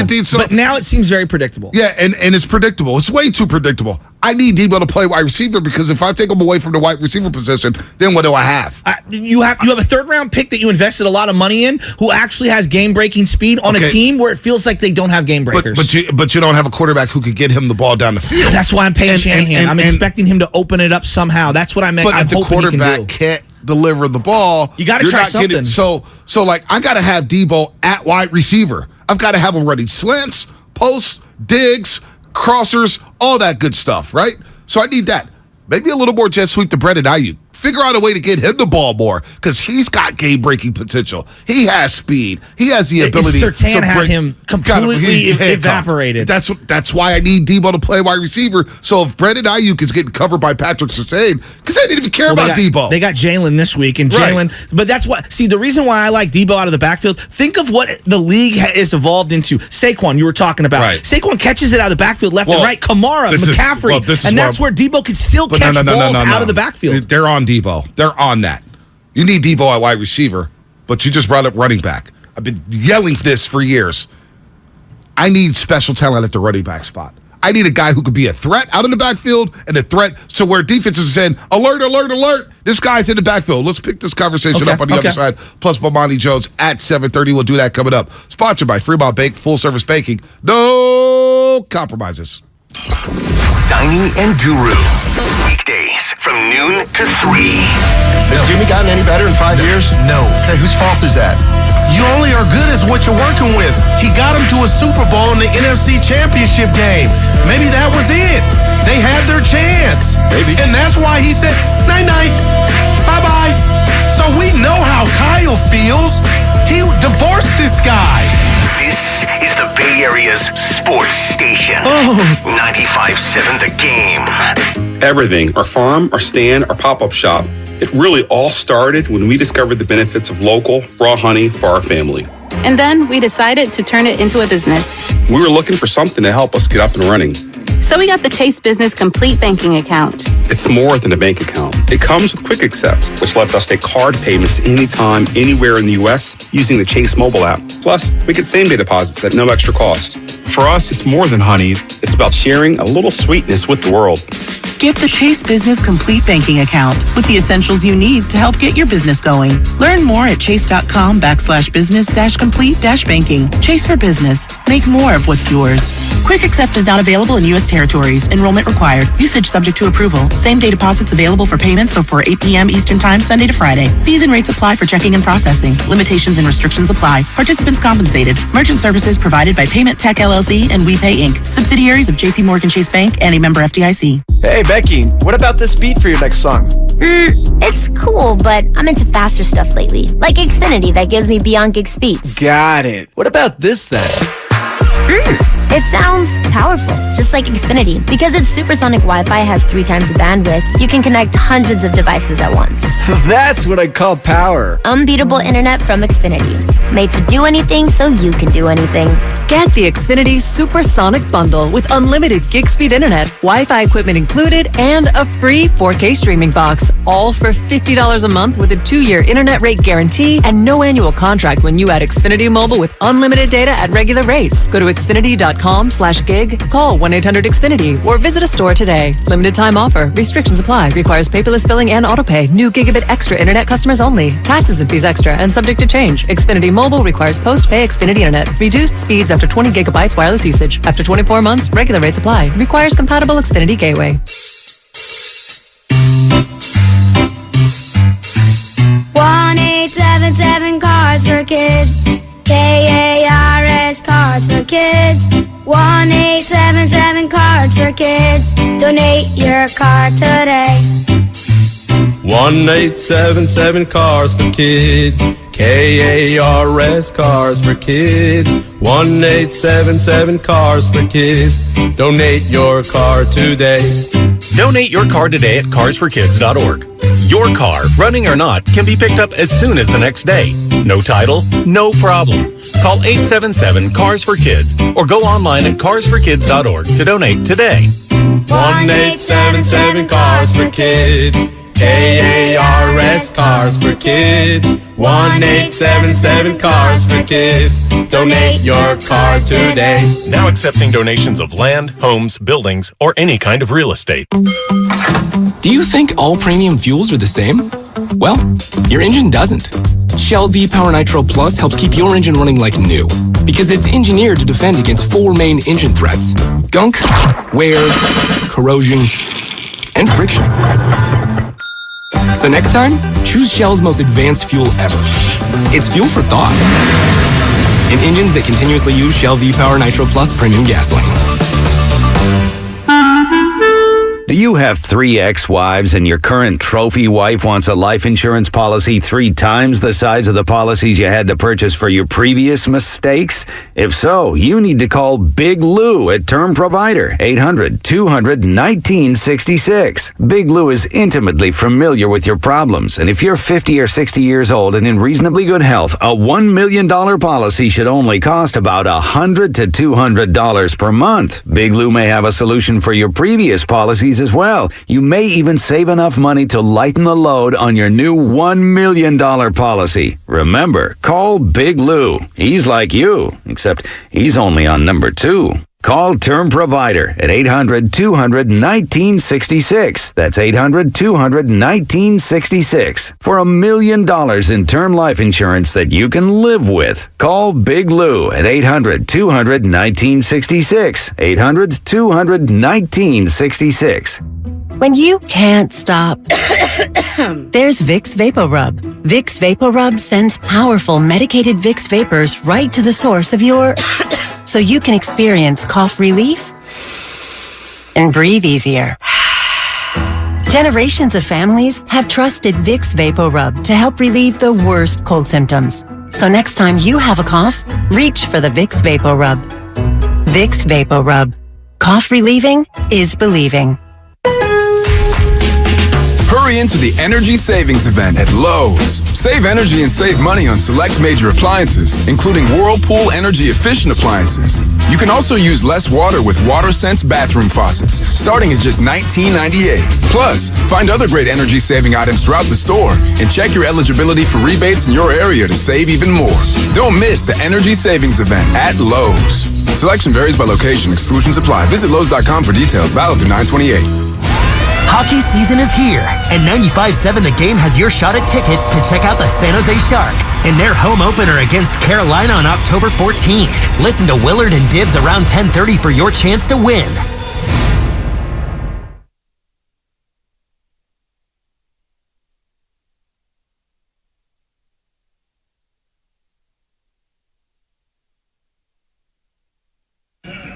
This is Steve Kerr, and you're listening to the Morning Roast on 95.7 The Game. Happy belated birthday to Steve Kerr. Oh. Happy belated birthday. Happy birthday. Yeah, coach. Greatest coach in Warrior history. No doubt. And as much as I want to say Al Attles and Don Nelson. I mean, Kerr's the man. He's the man. 4 championships Come with on. the Warriors, 3 with the Bulls, 2 with the Spurs. Brian Winters. Now he's looking for one. Brian Winters. Now he's looking for one for the thumb. One for the thumb for Steve Kerr. Actually, he's already got one on one thumb, 2 thumbs. Nice. You know, 10 rings. Could you believe that? I know. Could get 10 rings this year. We're talking about the 49ers and the offense. And look, you were talking about the 3-by-1 formation yesterday. Trips on one side, one receiver on the other. You know, do they do a lot of those combinations? I would love to see Kittle, Ayuk, and Debo all on one side together. Putting stress on the defense. I don't think I've seen that formation one time. Maybe it's out there, but I don't remember it. I don't recall it. Yeah, I don't either. Imagine that, putting them on one side together, putting all that stress on the defense. And it forces, like, how many DBs can get up and press in that situation when they're all running rub routes and things like that? Can't. No, and so you have to back off a little. It just allows for a quick, easy hitter for Jimmy Garoppolo, especially when you know your offensive line is going to be poor. It's like this whole, because Trent's out, you're going to have to keep Kittle in more often. Yeah, on certain plays, but you also, I think, could spread it out a little more and put Jimmy in the shotgun and just, boom, try to get rid of it as fast as you can. Well, he does that anyway. And I know. Yeah, but here's the deal. If Kittle stays in the block and Debo's playing running back, I've got one legit threat outside in Brandon Ayuk. Well, I'm not saying legit threat. Debo may not have to stay in to block. I would want to use him on the leak outs and get him out on the edge and the perimeter because him versus DB, he's going to run that DB over. Yeah. And then him versus a linebacker, he's faster than most of the linebackers. And there was a touchdown to be had there. Jimmy Garoppolo, wasn't his best ball thrown on Sunday. It would have been probably would have been a touchdown. But we're going to move on. Yeah. We're going to move on. We keep talking about running backs, right? And Willard comes in. We always have this discussion. And I'm saying I would like a running back who can get me 20 to 25 touches a game. Yeah, philosophically, I think you and I think similarly in that I believe in bell cows. I believe in them. Do I believe in having a bullpen or a change of pace guy? Absolutely. You got to have two guys. Exactly. But it helps to have a guy. Yeah. It helps to have a guy. And I'm looking at Saquon Barkley, who's in the last year of his contract. He's making $7 million this year. Mm-hmm. He's going to be an unrestricted free agent. He's played 86% of the snaps. And I get his injury history and whatnot. But you think about Mike Shanahan and having Terrell Davis, and they win those back-to-back Super Bowls in the late 90s, having just special running backs. Mm-hmm. Special backs. Mm-hmm. Alfred Morris ran for $1,600 a year to Washington. Washington made the playoffs with RG3. Alfred Morris was incredible. And he was a serviceable back. He was really good. This team has been swinging and missing our running backs forever. Whether it's Jerick McKinnon, whether it's Trey Sermon, and we'll see about TDP, who's out with the high ankle. Jeff Wilson Jr. is a solid back, but he can't be your starter. He doesn't fear. I don't think he puts the fear in defenses like a Saquon, like a Najee Harris, like a Joe Mixon. We could go on and on and on. He's a 5 or less carry a game guy. Yeah, let's just call it what it is. I'm not trying to rip the guy, but there's a reason he's your number 3 or 4.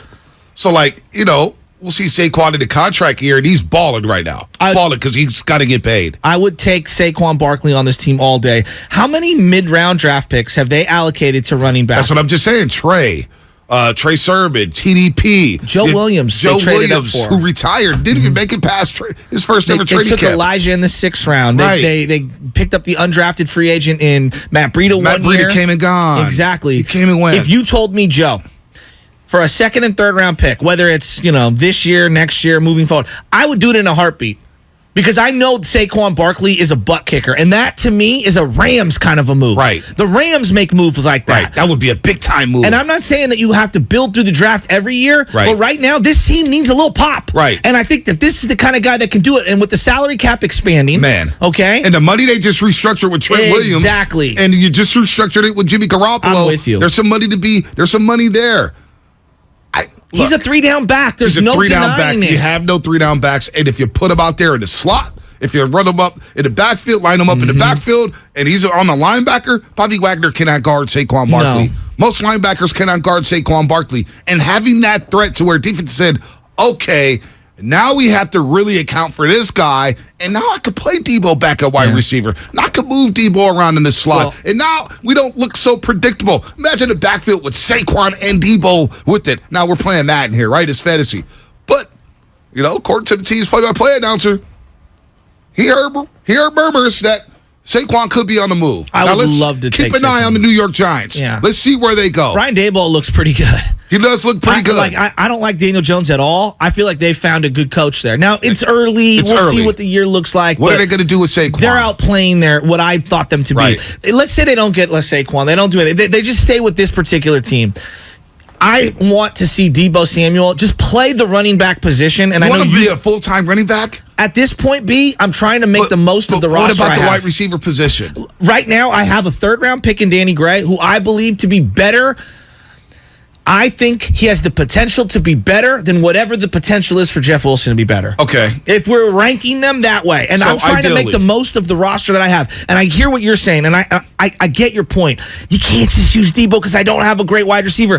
I'm trying to maximize Debo. Right. And I'm trying to get linebackers to cover him in space. We forget how good he is as a wide receiver. I know. This guy's going to get drilled playing running back full time. And he's not going to last it. Bonte, he's not going to last this season. I don't love it. So you're saying to me that you don't think that Danny Gray can do anything? And even I'm high on Danny Gray, you know that.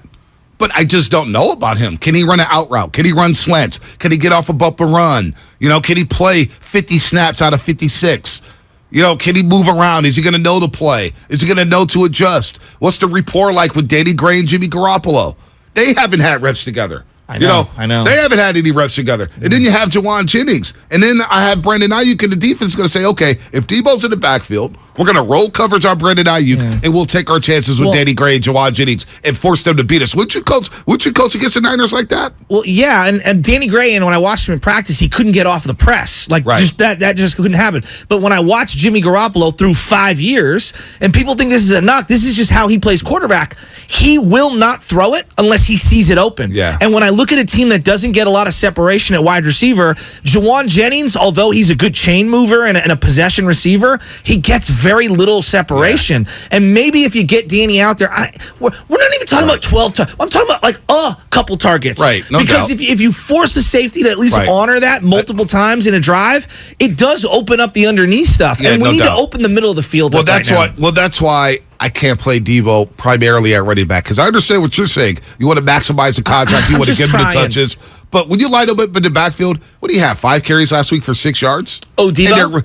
And he's running east and west. Yes. But then I don't want him running up A gaps and B gaps all the time. This is why I think I have him in the shotgun, and I'm running gun runs, and I'm trying to get him on the outside of the tackles. Look, we're getting really deep inside in terms of formations and things. The point that I'm going at is, they can win the West. They just need to kickstart the offense. This defense is so good. If I were just ranking defenses in the league, even a non-49er fan would say the Niners have a top 5 defense, right? And so if you have a top 5 defense, I just need my offense to be 20th. Just be 20th. Score 22, 23 a game.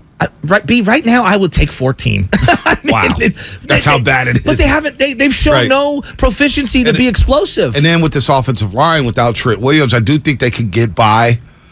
Oh, this is going to be tough. And this is why I bring up Danny Gray. And again, I don't even think he's a savior. But one play, when your offense is so limited, one play that's 35 or 40, it's a field flipper. It could change a game. I mean, it's a field flipper. And on a team that's lacking explosion right now, I got to try something. Yeah, no doubt. I got to try something. And look, this is my idea. What would the audience do? I would love to know. If you say, Joe, you can't go no huddle for this reason. You can't have Kittle line. Well, then what is your solution?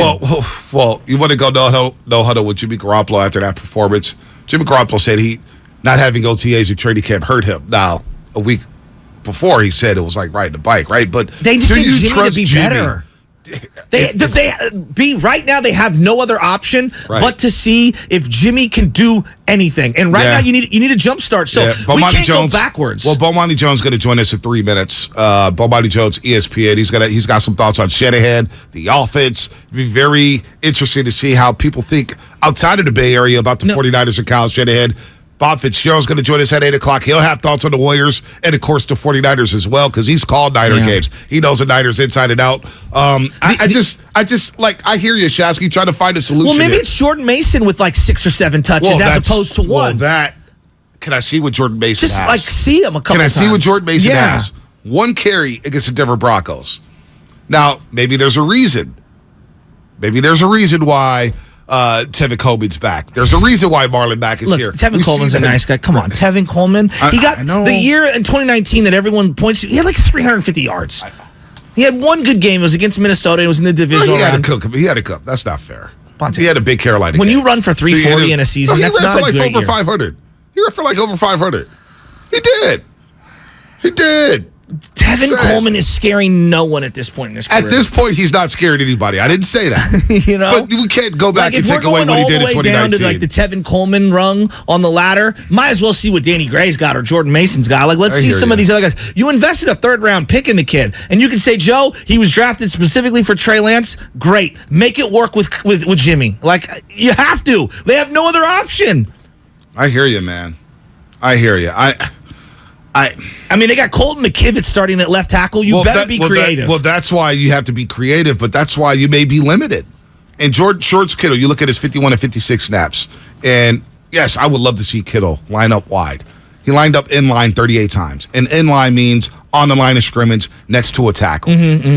8 times in the slot, 4 times out wide, 1 time in the backfield. Maybe it's 15 times in the slot. Maybe it's 7 times out wide. Can you get a linebacker on him out wide to where you can run? If Bobby Wagner's matched up on George Kittle, Jimmy Garoppolo and Shanahan, I would love for them to identify that matchup, isolate Bobby Wagner on George Kittle and attack him. I know. And attack him. That's what I want to see this week. You have to take advantage of matchups when you get them. Let's go to Jose in Oakland real quick. He's got some thoughts. He's listening on the Odyssey app. What's happening, Jose? You're on the Morning Roast. You're on 95.7 Hey, guys. Game. Good morning. Good morning. I think these limitations with the Niners offense goes back to Kyle Shanahan and his usage of some of his players. Yesterday, by chance, I started watching some of the, a little bit of the 2019 game between the Niners and the Saints. They scored 45 points with the same quarterback, basically just about the same players. The only player that was different there was Emmanuel Sanders. How can they score 45 points on one game, and now they can even score 14 points? It all goes back to Shanahan's insistence on using, the running game. Like I said, I know that's his bread and butter, but he needs to change it. It seems like every team now knows they're going to run it once, and that's when they're going to throw it. I think that's where Jimmy G's frustration is coming from. And having Josh Kittle on the team and not using him, and using him mainly for blocking, is like you buying a Ferrari and you're going to use it just to go buy groceries, at your local, supermarket store. You're not using it for what you got him. You got him as a receiver. I get it that he's one of the best, blockers, but they need to use. Look, I love Debo. Let me cut you off here, and thank you for the call. I love Debo. If we were ranking just wide receivers, he's not even anywhere near the top 10. No. Football players, different question. But, to me, he needs to be utilized. I'm not saying he's Marshall Faulk, but in the way that Roger Craig and Marshall Faulk were such dual threats, you're trying to get them matched up in space on a linebacker. That's why he's running so many routes out of the backfield. But you run the ball with him between the tackles. This man's going to break down. You just got to mix it up. This man's going to break down. Let's get to Bomani Jones, ESPN, the right time. Of course, he's been doing this podcast a long, long time. He's been all over the ESPN platforms, as well as HBO with this Game Theory show on HBO. Really fun show, which debuted back on March 13th. Bomani, welcome to the Morning Roast here on 95.7 The Game out in the Bay Area. Bonte Hill, Joe Shasky the Butcher, and we wanted to get you on because we've been in this Bay Area bubble looking at Shanahan for 6 years, and we're looking at this offense, and it just looks stale. It looks predictable. And you had a tweet the other day, which we really wanted to get into, and just kind of get your perspective on what Shanahan has been doing with the 49ers. And you just said the offense just feels weird. It looks weird. Can you expand on that? And what's your thoughts on the 49ers offense so far in 2022? Well, what I said specifically that was weird to me is I don't understand what Kyle Shanahan is into when it comes to quarterbacks. The man who passed up on Deshaun Watson and Patrick Mahomes, and to be fair, he passed up on Trubisky too to draft Solomon Thomas, eventually becomes the man who drafts Trey Lance, and then, as he did with Robert Griffin, just because you can run don't mean you're a running back, right? And so, I find him confusing on that level. With regard to the offense, I think the thing that's probably happened as much as anything else is what happens to just about anybody who blows the world away with their offense at first. Everybody else starts running it, and also everybody else has a lot more time to pay attention to what it is, and they start figuring out ways to get around it. Now, to me, and I could be wrong here, I don't know if there's something wrong with the offense as much as your quarterback just isn't good. And I know that people have a bit of an emotional attachment to Jimmy Garoppolo that I find to be peculiar, but he just ain't it, and he hasn't been it, and every sign that the world gives us that he's not it, you got people that jump up and try to be like, oh, no, but Jimmy's a winner. That's not how things work, man. Like, the dude who closes his eyes and throws an interception in the Super Bowl, that ain't what winners do. The dude that runs out the back of the end zone, that's not what winners do. And so I have just found a lot of his decisions, less as coach than personnel, man, to be absolutely, maddening and confusing. I think he's put together an incredible roster and has done a great job with that. And I do think he's got an offense that, by and large, has a very high floor. But this team ain't going to get it done with the backup quarterback, but can you blame a head coach for not being able to get it done with the backup quarterback, even if the backup was your starter before? That's a great question. I mean, you're kind of preaching to the choir on the Jimmy G thing. Me and B have been screaming to the high heavens for multiple years now. But what about this defense?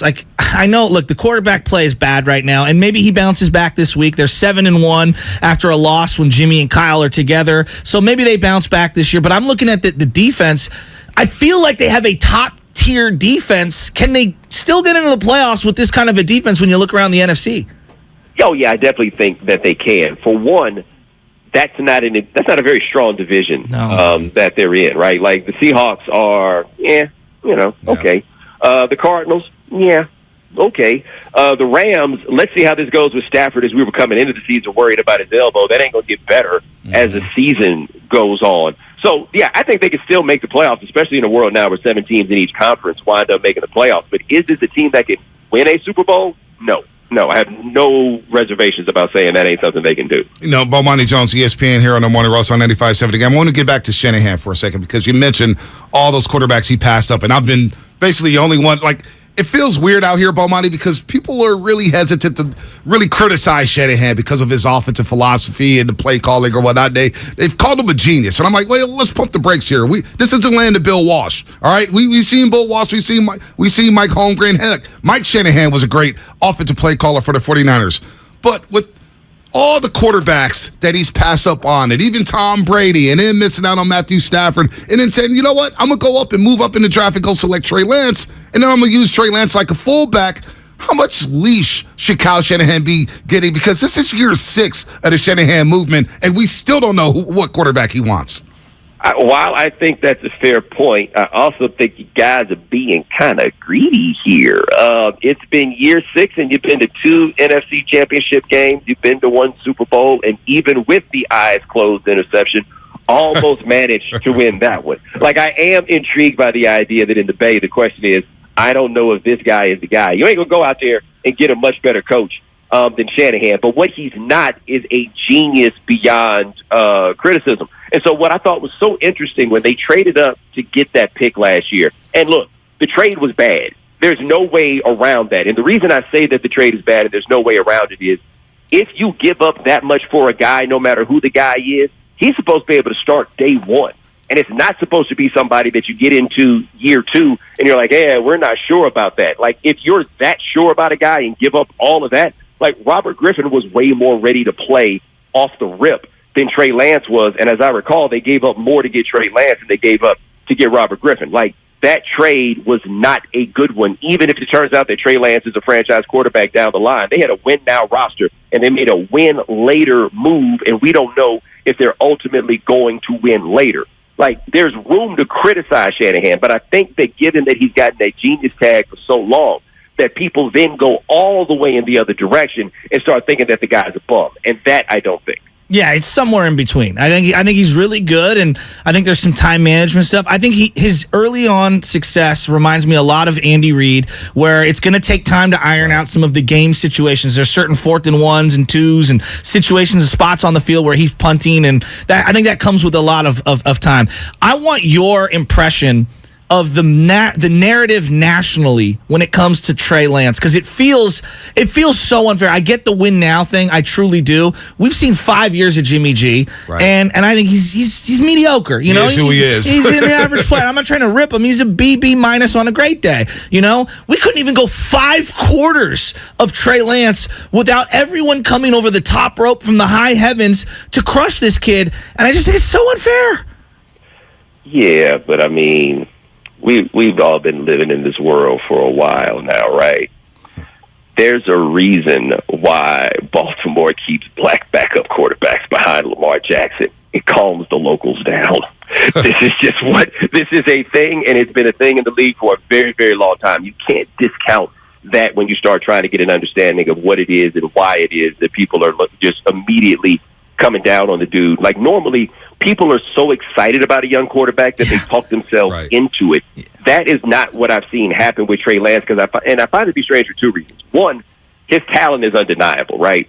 Number 2, and I guess you guys probably have more familiarity with this being around, but I remember the first time I saw an interview with that dude, and I was like, oh, look at that maturity. Like, I'm in my 40s now. Bomani. In their 20s in that way. His number one attribute when me and Bonte have been around, intelligence. And yet no one has talked about how just the brain and the maturity, the emotional maturity of the kid and the smarts and the IQ, and yet a mobile quarterback. It drives me crazy. Yeah, like I think I'm in on the optimism around Trey Lance, right? Like, I see why they did that. I thought it was so funny. And this, to me, was when I realized that everybody was just so over the top and never questioning Kyle Shanahan, is when Chris Sims, who, by the way, has Kyle Shanahan's initials tattooed on him. Yeah. It's odd. When Chris Sims said, hey, if he's making this trade, I think it's to get Mac Jones. the entire NFL press corps talked themselves into the idea of Mac Jones as number 3 pick when not a soul ever thought that dude was the number 3 pick. But that was how far people were willing to go to talk themselves into the genius of Kyle Shanahan, because they believed that Kyle Shanahan was doing it. Then it must have been the right thing. No, you make that move as they did, it's to get a guy with the ceiling that you have with someone like Trey Lance. Now, to be fair to fans, if you think you got a win now roster and you think this guy is a win later player, then yeah, maybe you're saying go get Jimmy Garoppolo. I'm just here to tell you, nobody's trading all those assets if they think the guy they have is good. And it's interesting that the time that people want to start questioning the genius of Kyle Shanahan is when he made what was most obviously the decision that had to be made, which is we got to go get a different quarterback. Mm-hmm. No doubt. Bomani Jones on the morning roast around 95.7 The Game. And here we are, because Shanahan has told us ever since, heck, the week of Super Bowl 54, Bomani, he was talking about Kirk Cousins, how his master players, let's just go get, trust me, it drives us crazy. And we're happy that's happened out here. No doubt. But he's tried to dump Jimmy Garoppolo for 3 years. Now, this entire offseason, he gets the surgery, Jimmy Garoppolo, that is, and you can't trade him, you can't move him because nobody wants him, and he's back in this locker room. What did you think about some of the players and coaches talking to Michael Silver of the SF Chronicle after the Seahawks game saying, we think Jimmy gives us a better chance to win, and then they go out there on Sunday Night Football and score 10 points and look decrepit offensively? Well, yeah, they think that Garoppolo gives them a better chance to win because they've won with Jimmy Garoppolo, right? There's a matter of familiarity, and also, I don't want to say superstitious because I think that feels dismissive, but football players tend to ride with correlation. Like correlation versus causation is not something that football players necessarily get. And so you've got the quarterback. He's the leader. They're indoctrinated in this idea that the quarterback is the straw that stirs the drink. And so, yeah, they feel like they would have a better chance to win with Jimmy Garoppolo, or at least they would say that after that one game. Let's see how they sound after a month, right? Maybe Jimmy picks it up. Maybe Kyle Shanahan figures something out with the offense, to flip these things up a little bit and then go from there. I'm not sure, but I have an impossible time believing that these guys, actual football players, look at Jimmy and be like, oh, yeah, that dude's dope. They can't. Like, if they were playing against Jimmy, I can't imagine how excited they would be. The dude closed his eyes in the Super Bowl and threw an interception. I know I've said that like 3 times in the course of this, but how was that not the craziest thing you've ever seen? Yeah, well, because the craziest thing I ever saw was him stepping out of bounds from the one. And then throwing the pick six, Bomani. He tried to throw a pick six. It was the best of the 3 things that happened on that play. Trent Williams is out for the year. He threw a pick 6. 4 to 6 and weeks. The safety was, Bonte's calling it a pick 8. I'm calling it a pick 8, Bomani. I've never seen anything like it. And this is a 9-year veteran quarterback, and players a week ago, and certain media members around here was drove us all crazy. Jimmy gives him the best chance. Offense looked better. Like, how? We seen Trey Lance for 5 quarters. 5 quarters. Go ahead, Bo. Let me ask this question, okay?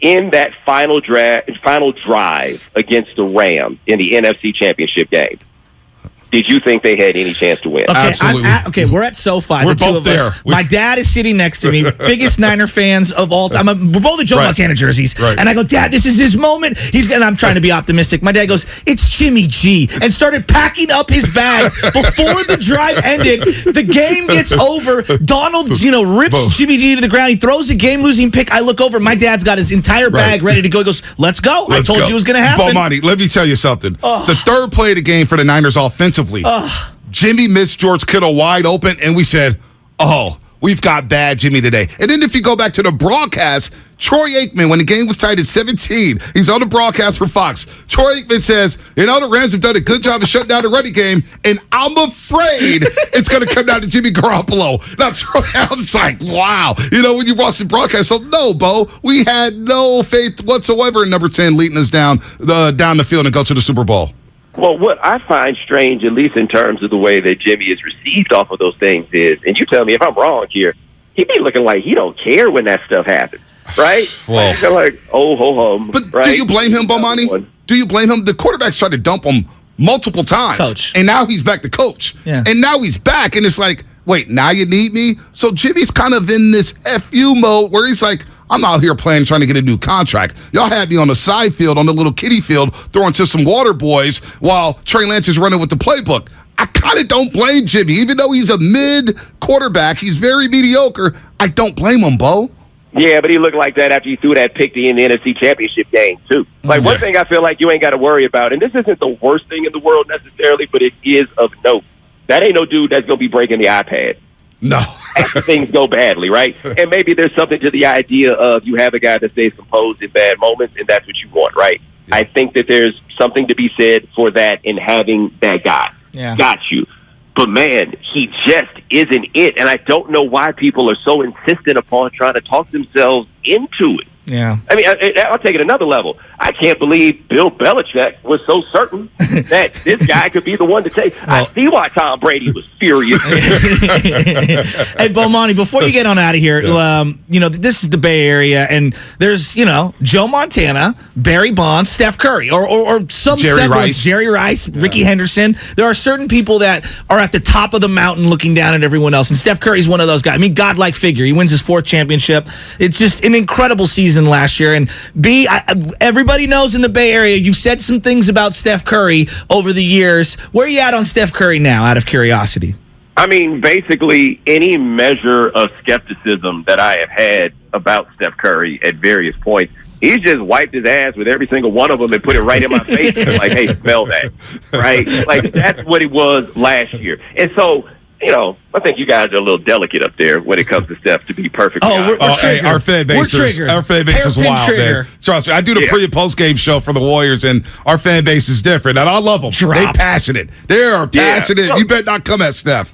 Well, they're passionate, and you guys have a disproportionate number of fans who, I mean, I don't know how much basketball they watch as much as they love Steph, right? Like, that happens, and Steph is that guy, and he's the sort of dude where, like, because he seems so, I guess, cherubic is the word that you would use, like almost childlike when he was younger. Right. People pop up to defend him because why would you ever pick on Steph Curry? Right? Yeah, he's too perfect. Something critical. It's like, why in the world would you pick on Steph Curry? I'll tell you this.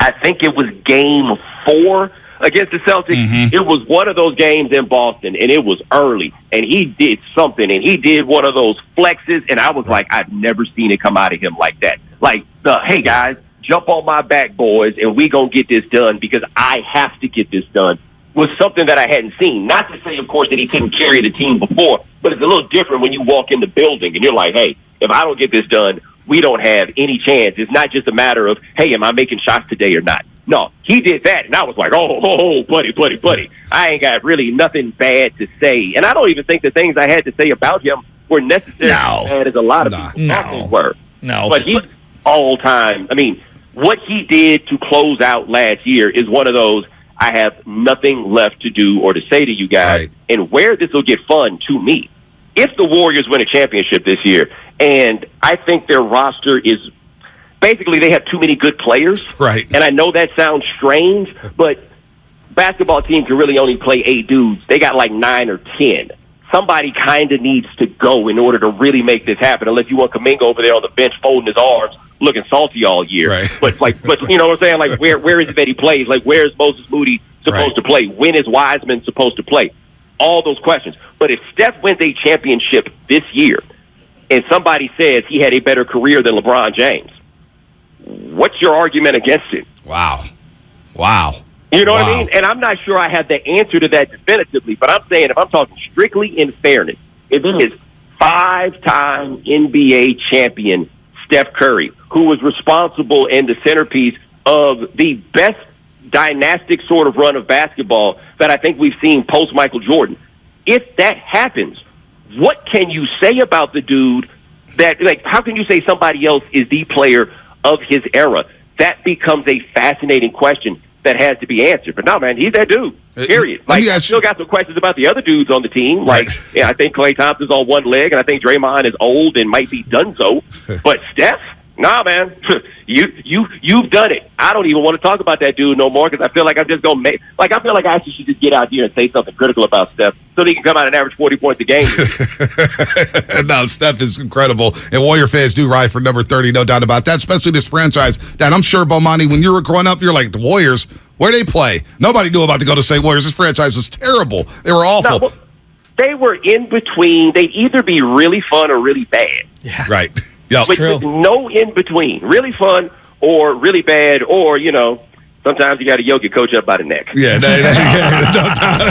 sometimes you got to do. Let me ask you real quick before you get out of here. Now, we do appreciate the time. Bomani Jones, great. ESPN, of course, HBO as well.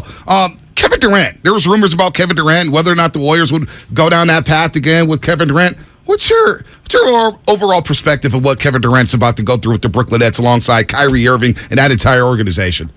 Man, I have no idea what's going to happen with the Nets this year. One, how much Ben Simmons are we going to get is the real question. Great question. And I don't have an answer for that because I think even with him now talking a little bit more, the circumstances surrounding his last 12 months, I really still feel like are a bit murky.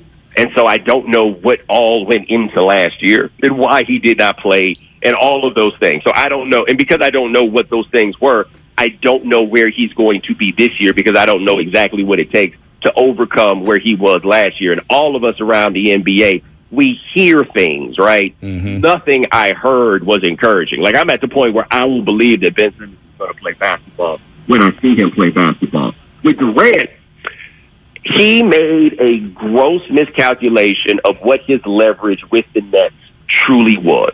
And he thought, and understandably, because normally when the superstar wants to go, the superstar goes. James Harden had a lot of time on his deal when he decided that he wanted to go, and Durant thought that he wanted to go. The issue is all that dude really wants to do is play basketball, and it doesn't work that way when you're at the top of the food chain, and your success depends on Kyrie Irving. And none of us know what the reason is that Kyrie's not going to play this year. Yeah, I just feel confident that he's going to be a reason. You think Kevin Durant's regretting leaving the Warriors? How salty was he watching those finals, watching Steph Curry win his fourth ring without himself on the Golden State Warriors? I mean, I think he might have been salty about it, but the truth is it was time for him to go. It was time for him to go for the Warriors' sake. It was time for him to go for his own sake. And I think the part in this that we have to keep in mind for him is, and I get this with Kevin Durant. Kevin Durant won the MVP in 2014, and he was unequivocally the best player in the NBA in 2014. This wasn't one of those where there was voter fatigue and they were just tired of giving the MVP to LeBron. He outplayed LeBron that season. I don't think, and you go back and look at the numbers and look at everything else, I don't think there's any way around that.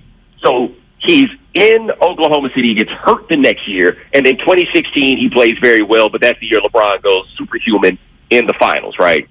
Kevin Durant thought, I can go to Golden State where I will be the best player, and he was the best player, and we will win a championship, and finally the world will have to say, I am the best player in the world. He won a championship, hitting a shot in LeBron's eye, and he was the best player on one of the best teams that we have ever seen. But because LeBron went superhuman in 2016, not one of us ever said Kevin Durant was the best player in the NBA. And the way it normally goes is you win the championship, you're the best player, you hit a shot like that, you are that guy. And we never gave him that. And so then he looks around in Golden State and he's like, not only am I the best player in the NBA and nobody wants to acknowledge it, I can't even be the man on my own team because of what Steph is. And that's not a knock to Steph, but he means something different to that city. Johnny Bench and Pete Rose went through the same thing with the Cincinnati Reds in the 1970s, where Johnny Bench was a bigger national star, Pete Rose was a bigger local star, and they each resented each other for it. Not to say that these guys resented each other, but you get my point. Yep. So for him, staying in Golden State was never going to give him what it was that he was looking for. And I think that he was a dude that was looking for a situation that would ultimately make him happy, and playing for the Warriors didn't make him happy. The mistake was not leaving Golden State. The mistake is hitching your wagon to somebody as unreliable as Kyrie Irving. He ain't going to carry you to nothing other than heartache. With that said, we're going to let you go, Bomani. Great stuff. We appreciate it. Best of luck on your HBO show, The Game Theory, the Right Time podcast. We've been listening for years on ESPN. Keep doing your thing, Bo. Thanks for the time today. Hey, no problem, man. Y'all, that'd be good. You too. Bomani Jones here on the Morning Roast on 95.7 The Game. Really insightful stuff. Really fun stuff. We get him, and then we get Bobby Fitzgerald. That's a nice little back-to-back. I'm so fired up for Warrior basketball. That's got you fired up for Warriors basketball. It's a palate cleanser. I'm not going to lie. It is. Steph is back. It's a palate cleanser. Kuminga, Wiseman. This year's going to be wild. It is interesting. It is very interesting, like how we talk about Jimmy around here versus how everyone else in the country looks at Jimmy Garoppolo. It's just interesting to me. And he basically said it. We don't get what everybody's so in love with Jimmy for. Yeah. don't get it. That's the national perspective. And here we are in our bubble trying to talk ourselves into saying this team is better with Jimmy Garoppolo at quarterback. We need him to be. Sometimes trauma causes irrational behavior. Are you ready for some injuries? More injuries? It's time for the injury report. That really hurts. Brought to you by Boxer & Gerson, Northern California's premier workers' compensation law firm, helping injured workers get their lives back for over 40 years. Good news with the injury report. We got good news, Shasky and Roasters. Kyle Shanahan said yesterday that he expects cornerback Jason Verrett and safety Jimmy Ward to be able to practice next week ahead of the Niners' Week 5 matchup against the Carolina Panthers. Verrett has been out since last year when he suffered a torn ACL in Week 1 against the Lions. Remember that, Shasky? That was a tough one when the Niners were up big against the Detroit Lions. Jimmy Ward, he's been working his way back from an injured hamstring. Both would be welcome additions to a 49ers defense that has already been a stout unit, shutting down the Broncos, shutting down the Seahawks, and shutting down, for the most part, the Chicago Bears through 3/4 of that football game. The injury report brought to you by Boxer & Gerson, Northern California's premier workers' compensation law firm, helping injured workers get their lives back for over 40 years. From Bomani Jones to Bob Fitzgerald, the longtime voice of the Golden State Warriors. He joins us next to talk a little Dubs and Niners on the roast. Damon and Ratto, live on Twitch and YouTube. I want to talk about this defense. This is a defense that you absolutely want to buy stock in right now, and the season is basically now in the hands of this defense. That's it. Boys, it's on you. And there is absolutely no doubt that all of the frustration that the 49ers have given us this year have been on Kyle's side of the ball. Just go to Twitch or YouTube and search 957 The Game.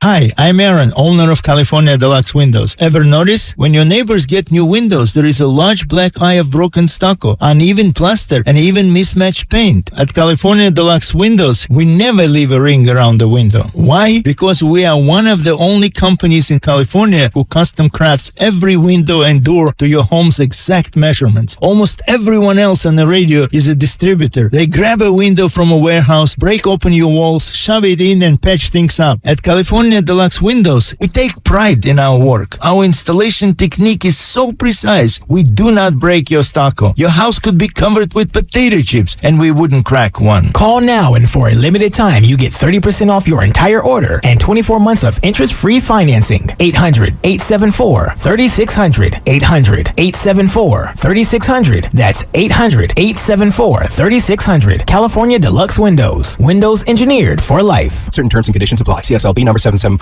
If you own a business, this has been a bumpy ride. From pandemic to inflation, I'm sure you could use a break. If your business has 5 or more employees and survived COVID, you may be eligible to receive a payroll tax refund of up to $26,000 per employee. The challenge is getting your hands on it. Hi, I'm Howard Mackler, and that's why I founded GetRefunds.com to cut through the red tape and get you the money. The team of tax attorneys we have put together are highly trained in this little-known payroll tax refund program. We do all the work, charge not a dime up front, and simply share a percentage of the cash that we get for you. Businesses of all types can qualify, including those that took PPP, nonprofits, and even those that had increases in sales. We have helped return over $1 billion to businesses, and we can help you too. Just go to GetRefunds.com, click on Qualify Me, and answer a few questions. This payroll tax refund is only available for a limited period of time. Don't lose out on up to $26,000 per employee. Go to GetRefunds.com. That's GetRefunds.com. We're on a journey to make healthcare more accessible and more equitable, to treat the most complex diseases and offer hope where often there is little, to provide better care to more people across the Bay Area. We are more than a hospital, more than a university, beyond science and technology. We are the people of UCSF. UCSF Health, redefining possible. Elise and Carl's Bakery needed a small business loan fast, but instead of going to On Deck, Carl called Lone Falcon! Really? Carl? There's a better way to get a fast small business loan. Go to OnDeck.com. And if approved, get your loan as soon as the same day. Your loan is on deck. Depending on certain loan attributes, your business loan may be issued by OnDeck or Celtic Bank, a Utah Chartered Industrial Bank member FDIC. Limited eligibility for same-day funding. OnDeck does not lend in every state. All loans subject to lender approval. Why does Comcast Business power more businesses than any other provider? It has technology solutions that put you ahead, like the fastest, reliable network and serious savings. Whether your small business is starting or growing, you need Comcast Business. Comcast Business, powering possibilities. Get started with fast speeds and advanced security. Together for just $69.99 a month for 12 months with a 2-year agreement. Limited time offer. Restrictions apply. New 50 megabits per second internet. Security edge customers only. EcoBill and autopay required. Equipment taxes and fees extra and subject to change. Most reliable based on RootMetrics US report. Results vary, not an endorsement. Have you ever hired a commercial painting company, then been stuck managing your own project? Hi, this is Matt Jesse, president of MB Jesse Painting. We know how busy you are and that you need professional painters who are actually professionals. My team has the experience, training, and credentials to get the job done. If you've been waiting for the right time to paint, this is it. Call 855-MB-JESSE today or visit us online at mbjesse.com. MB Jesse. Hey, I'm Ben Kaspick, host of the Locked On Giants podcast, a daily podcast covering your favorite team. The Giants are all in on analytics, and on this show, we talk about the Giants in a way that's data-driven and rational, but also simple, passionate, and accessible to all. We understand sabermetrics, but we also understand what it's like to play this game. Listen to the Locked On Giants podcast every day on the Odyssey app or wherever you get your podcasts. You could save big when you bundle your home and auto with Progressive, but when we just come out and say it, it feels like it falls a bit flat. So instead, we're going to hire a professional voice actor and pay him absurd amounts of money to say, I like this product. Not sure why that was better. I mean, I'm a professional too, but we didn't pay him to say the business part, so back to me. Save big when you bundle your home and auto with Progressive. Sorry, I know hearing me say it was a bit of a letdown. Progressive Casualty Insurance Company and Affiliates. Discount not available in all states or situations. Are you kidding me? Gas prices are up again? Somebody has to do something. Well, someone did. That's why I use Upside. Upside? What's that? It's a free app that pays you back real money for every gallon of gas or diesel you buy. I just earned 25 cents back on every gallon of this tank. Hold on. So the Upside app is free and you actually get cash back every time you use it? No strings attached? Yep, it's awesome. Check it out. It only takes a couple of minutes to sign up. Instead of just watching your dollars go into your tank, start putting money back into your wallet with the free app from Upside. With the price of gas today, it's big news and big money. To cash out of your Upside cash, just transfer it to your bank account, PayPal, or a gift card. Upside users have already earned over $200 million. Now it's your turn. Download the free Upside app and get cash back on every gallon of gas. Use promo code GOLF for an extra 25 cents per gallon on your first fill-up. That's code GOLF. Use code GOLF for an extra 25 cents per gallon back in your first fill-up. Cashback's not available in gas in New Jersey and Wisconsin. You're listening to 95.7 The Game, KGMC FM and HD1 San Francisco. Always live on the free Odyssey app. It's time to wake up with a nice cup of morning roast. Oh, yeah. Featuring Bonte Hill and Joe Shasky. Hey, well, I'm about that action, boss. Take it out! This is the morning roast on 95.7 The Game. Man, a lot of fun this morning on the morning roast. Already 2 hours down. We talk a little Niners, a little Warriors. We're in a good mood on a Wednesday. Good morning, everybody out there getting off their graveyard shifts. If you're at work, good morning to you. If you're getting ready for work and you're on the roadways, good morning, everybody out there. Lutman, Craig, Max, Spadoni, and Shasky. Good morning to all our YouTubers, Twitchers, Comcast Business Text Line. Been a lot of fun today. So we're going to do something a little different at some point. We're doing what we call the sideshow. It's going to be an extra little episode that you can only get from us where we go talk about shenanigans and things like that. You know, getting groceries, for example. Bonte's trip to go get some gas. And it's going to be only available on our iTunes, Apple feed, Odyssey, whatever it's called. The Odyssey app. Yeah, you can only catch it in one spot.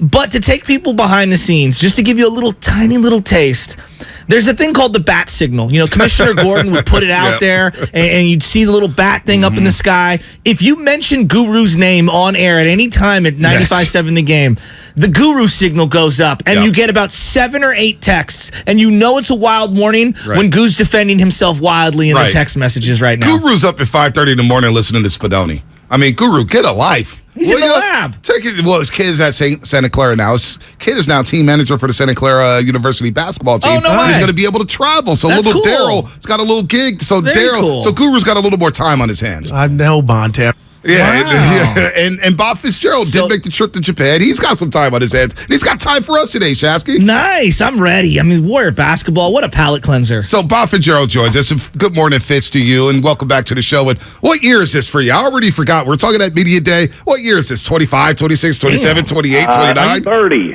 30. 30? I wanted him to drop that. First Warrior game was February 18th, 1993. So when we hit February 18th, 2023, it'll be 30. That's how long David Stern was in the league. So. That was Weber's first game?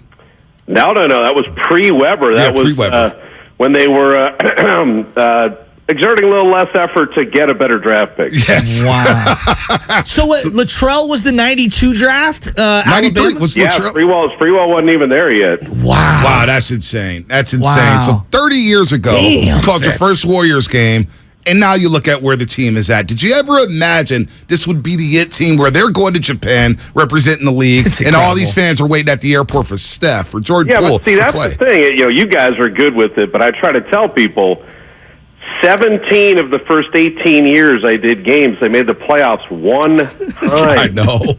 One time. That was We Believe. And then when Lacob and Peter Guber bought the team, and I always tease Joe and Peter about this, you remember they stood courtside and, time out during the game and pointed and said, that 75 banner, that's a lonely banner. We're going to get another one. I'm like, how about a winning season? How about an 8th seed? I mean, what do you mean we're going to win a title? And then, to see 4 titles in 8 years and see the 73-win season and see Chase Center being built, I mean, it really is an incredible arc. And if, Peter was doing a movie about the Warriors, no one would ever believe it because it's kind of the Rocky Balboa story, down and out, and then all of a sudden you're the champion. And that people love that story, but we've all got to live it. It's been a lot of fun.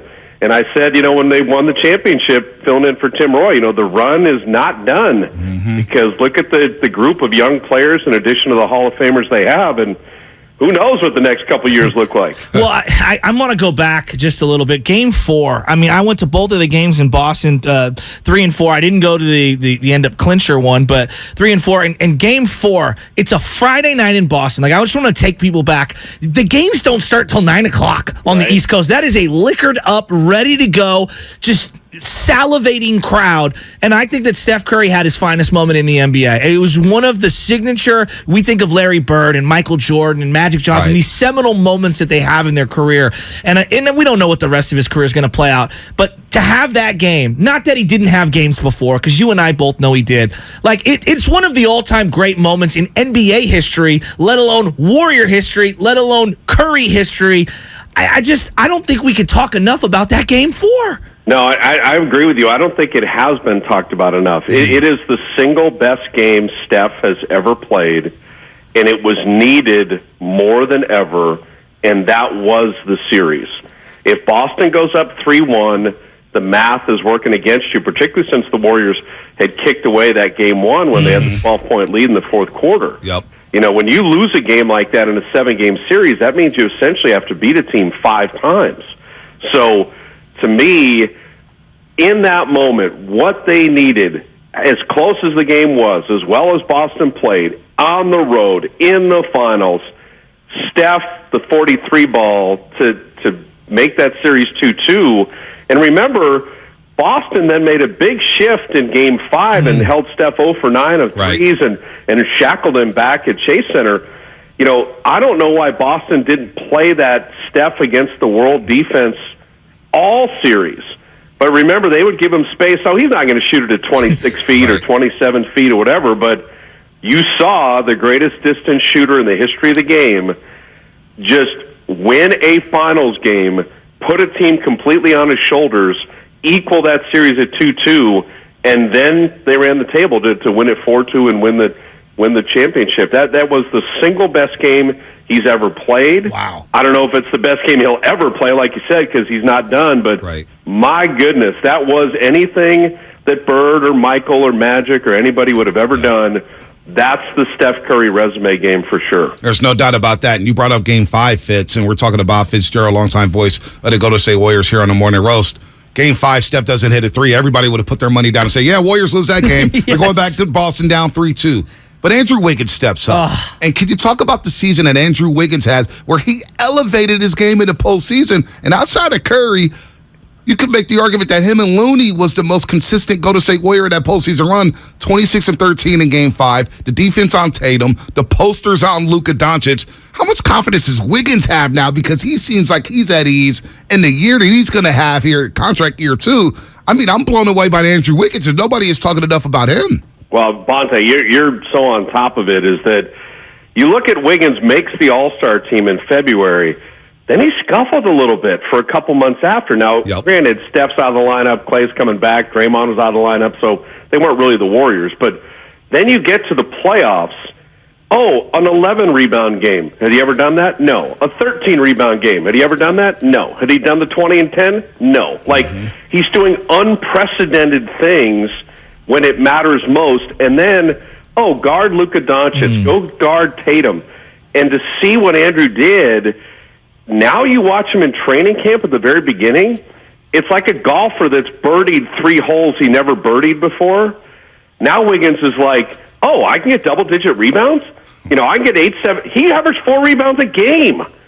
So what happens now if Wiggins is a 18, 19, 20-point scorer with that elite defense, with 8, 9 rebounds a game? I mean, this becomes another chapter in how good he can be. And I think, you talk to him, and he's so, I just say he's so Canadian is the easiest way to say it. He's so polite and so nice and such a good dude.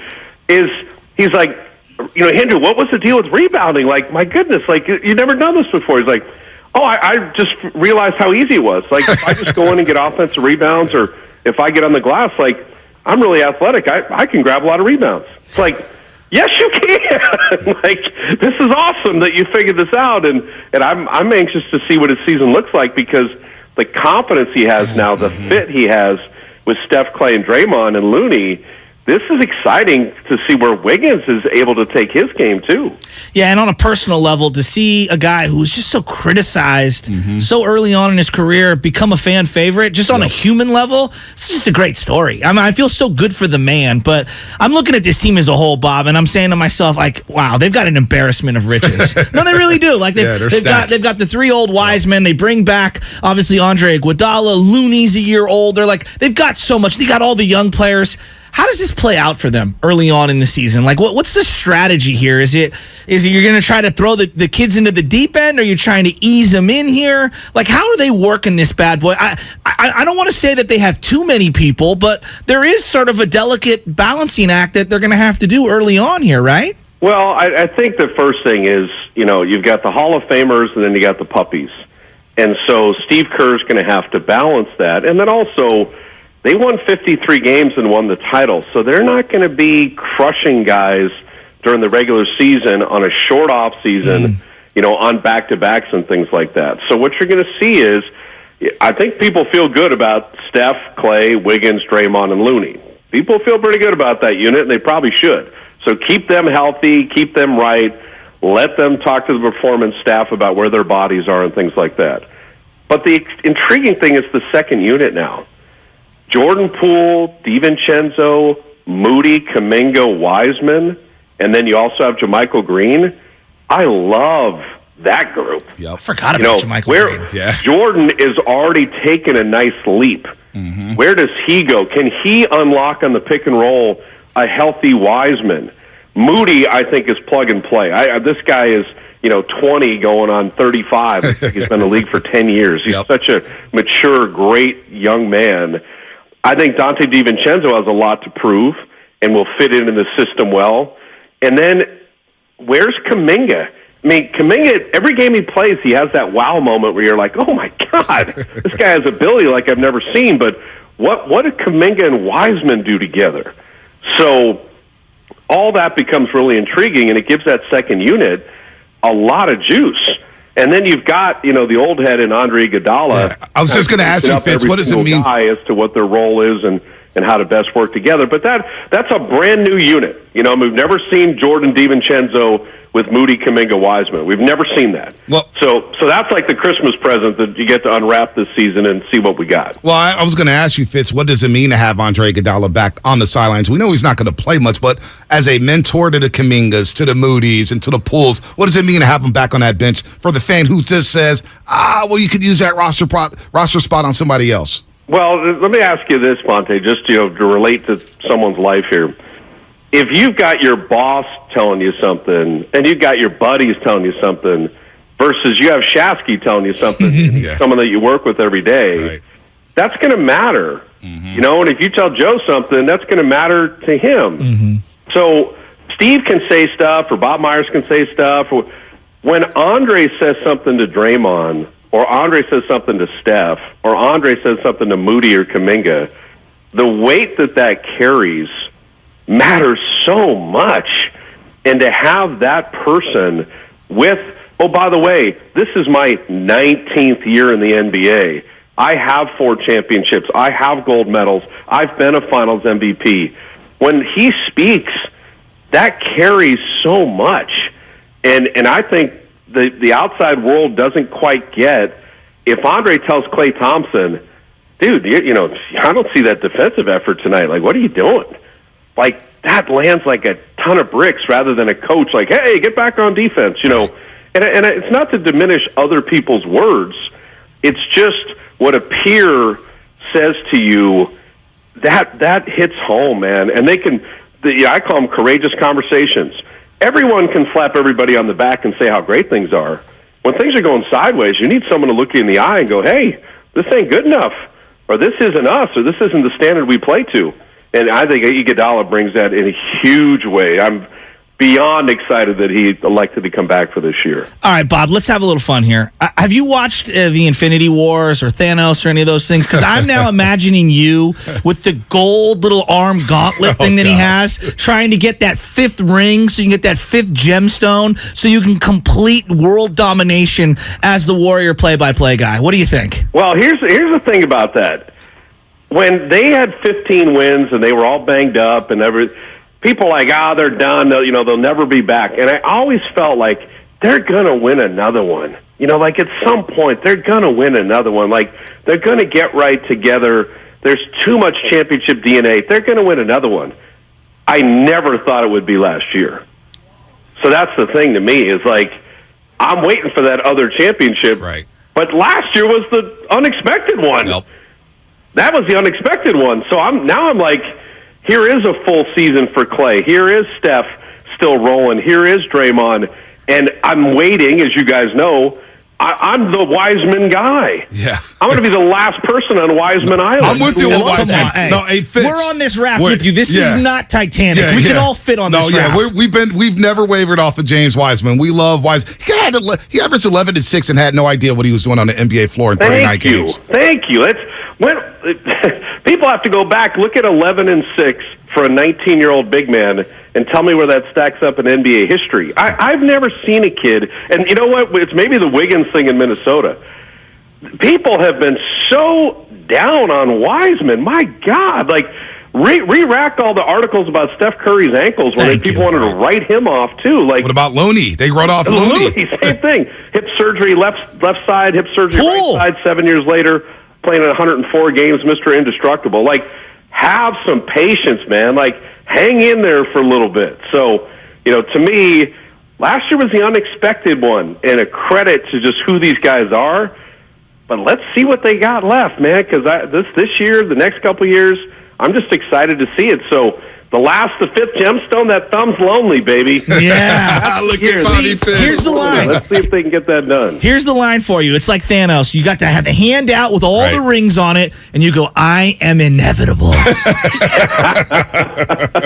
That's pretty good. Well, the only thing about inevitable is Clippers are healthy. Denver is healthy. Bring them on. One of these years, LeBron and Anthony Davis are going to stay fully healthy. Dallas added Christian Wood and JaVale. Like, the West is spicy, man. The West is spicy. Memphis is coming. Like, Milwaukee's fully rebuilt and ready to roll on the other side. Brooklyn may have gotten some things together. Like, to win a title this year, whoever comes out of it in the NBA, this is going to be one heck of an NBA year. Phoenix is still amazing. I was going to say, you didn't mention Phoenix. This is 7-8 teams that have a shot at it this year. Well, I was going to just say, you didn't mention Phoenix. You did at the last part of that bit there, Fitz. But did you see Ayton yesterday at Media Day? Boy. Yeah, you have all kinds of dynamics on a team, and unless you really know what's going on, and I don't pretend to within Phoenix, the media gets a glimpse of it.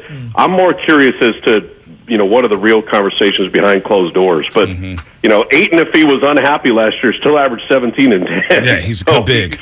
He's awfully good. So maybe you want him a little spicy. Got that Otis Thorpe old man strength Ayton does. I'm telling you. He does. No, he's nice. Bobby Fitz, you're in your bag. You're in your bag. We want to ask you one last one about the Niners. What's your overall thoughts about the Niners and what you saw Sunday night against the Denver Broncos? I know you're hanging out in Media Day. We're all having fun there, but boy, what a stinker. And we got to get Shanahan and Garoppolo on the same page here. Yeah, I think the thing with the Niners is, I looked at that. First of all, defensively, they're going to be good. Elite. Do we have any doubts about that? No, elite. Seen the Bear game, the Seattle game, the Denver game. This Niner defense is excellent. So that's good. But when you allow 11 points, you should win every game. That's in the NFL. You allow 10, 11 points, you got to win. So that's a missed opportunity. They have 14 more games left. There's still so much football to be played. And I look at that offense, and I see it was Kittle's first game, but I see Kittle and Debo and an improved Ayuk, and I see an O-line that's coming together, and I'm like, come on, man. The Niners, they're going to be a very, very good team. Having said that, the Rams come at a perfect time. Mm-hmm. You want to prove that the Denver game was just a one-off and just kind of an ugly game. You got Monday night, and you got the Rams. Let's see what that looks like. But I do think that they're missing Elijah at tailback. I think that Jeff Wilson's a good player, but I think Shanahan likes to rotate tailback. So that, to me, is a little bit of a ding. But Garoppolo, when he talks about rhythm and practicing, the one thing he's not saying is he's recovering from shoulder surgery. He had no training camp. He had no preseason. He had, hey, go into the Seattle game and start playing, and he played well.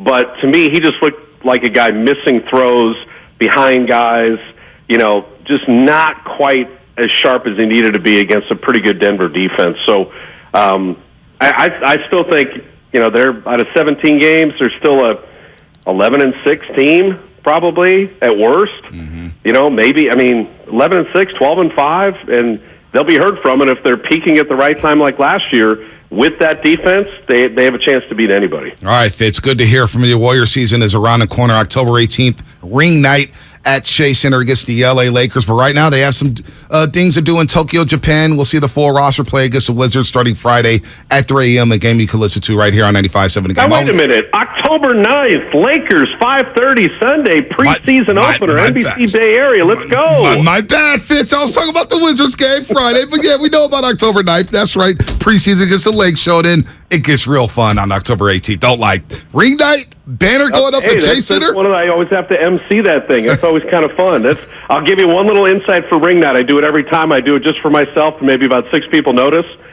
When I do Steve Kerr, I do it like they did at Arizona when he played. Oh.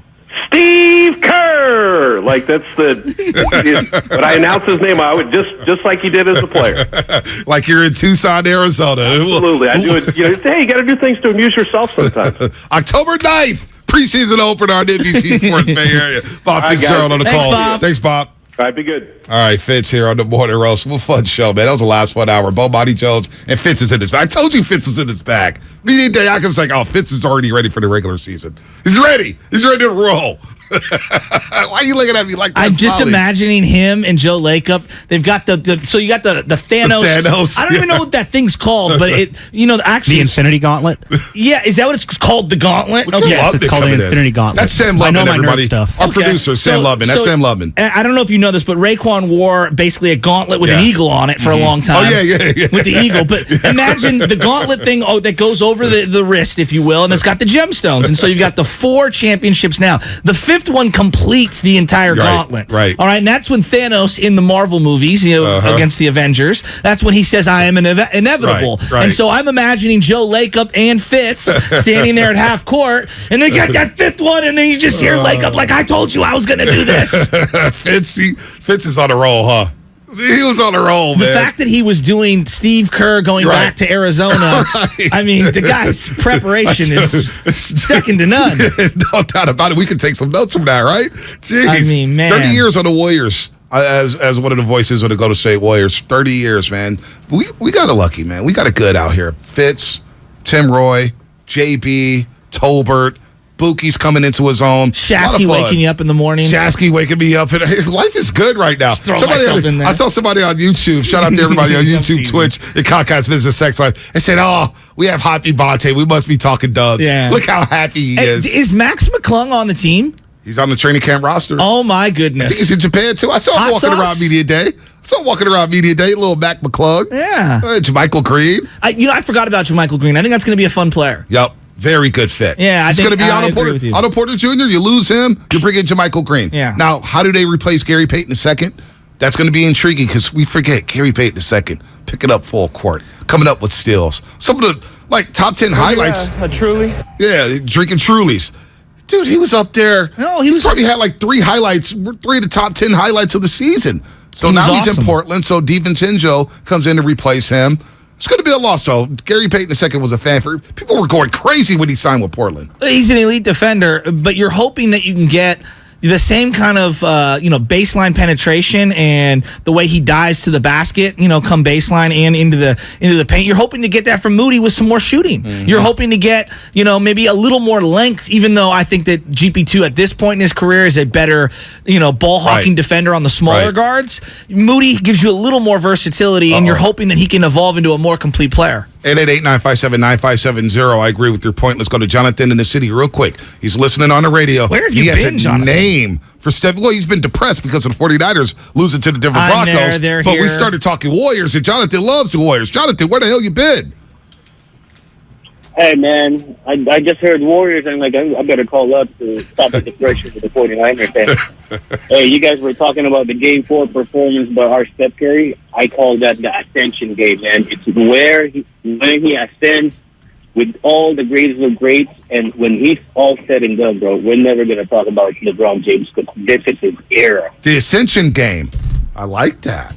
I could play with that. That's a religious term as well. Is it? Yeah, Ascension Day. You don't know about Ascension Day? It wasn't. I didn't really go to church growing up. Jesus. Yeah. Bible's not my strong suit. It's okay. I'm here for you, bud. Jesus.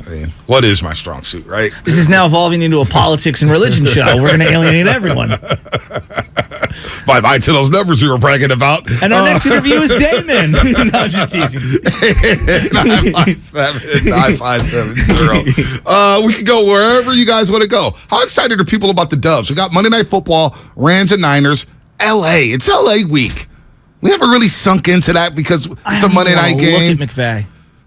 That NFC Championship game, the last regular season game. And if they fall to 1-3, 2-2 feels so different from 1-3. Oh, it feels completely different. Right? I mean, I know that it's a long season. I get it. Everyone's a long season. But in the NFL, that's what you do. You make snap crazy reactions to every single week. Oh, man. That's what happens. Oh, man. And then you're going to get all the stats. Teams that start 1-3 make the playoffs 0.4% of the time. You know how that comes out. I hate those graphs. I hate it. I'm ready. I haven't seen. There's no context whatsoever to those numbers. Have you seen any of the PFF rankings for the offensive linemen this week? Are they still top in the league? You know what I did?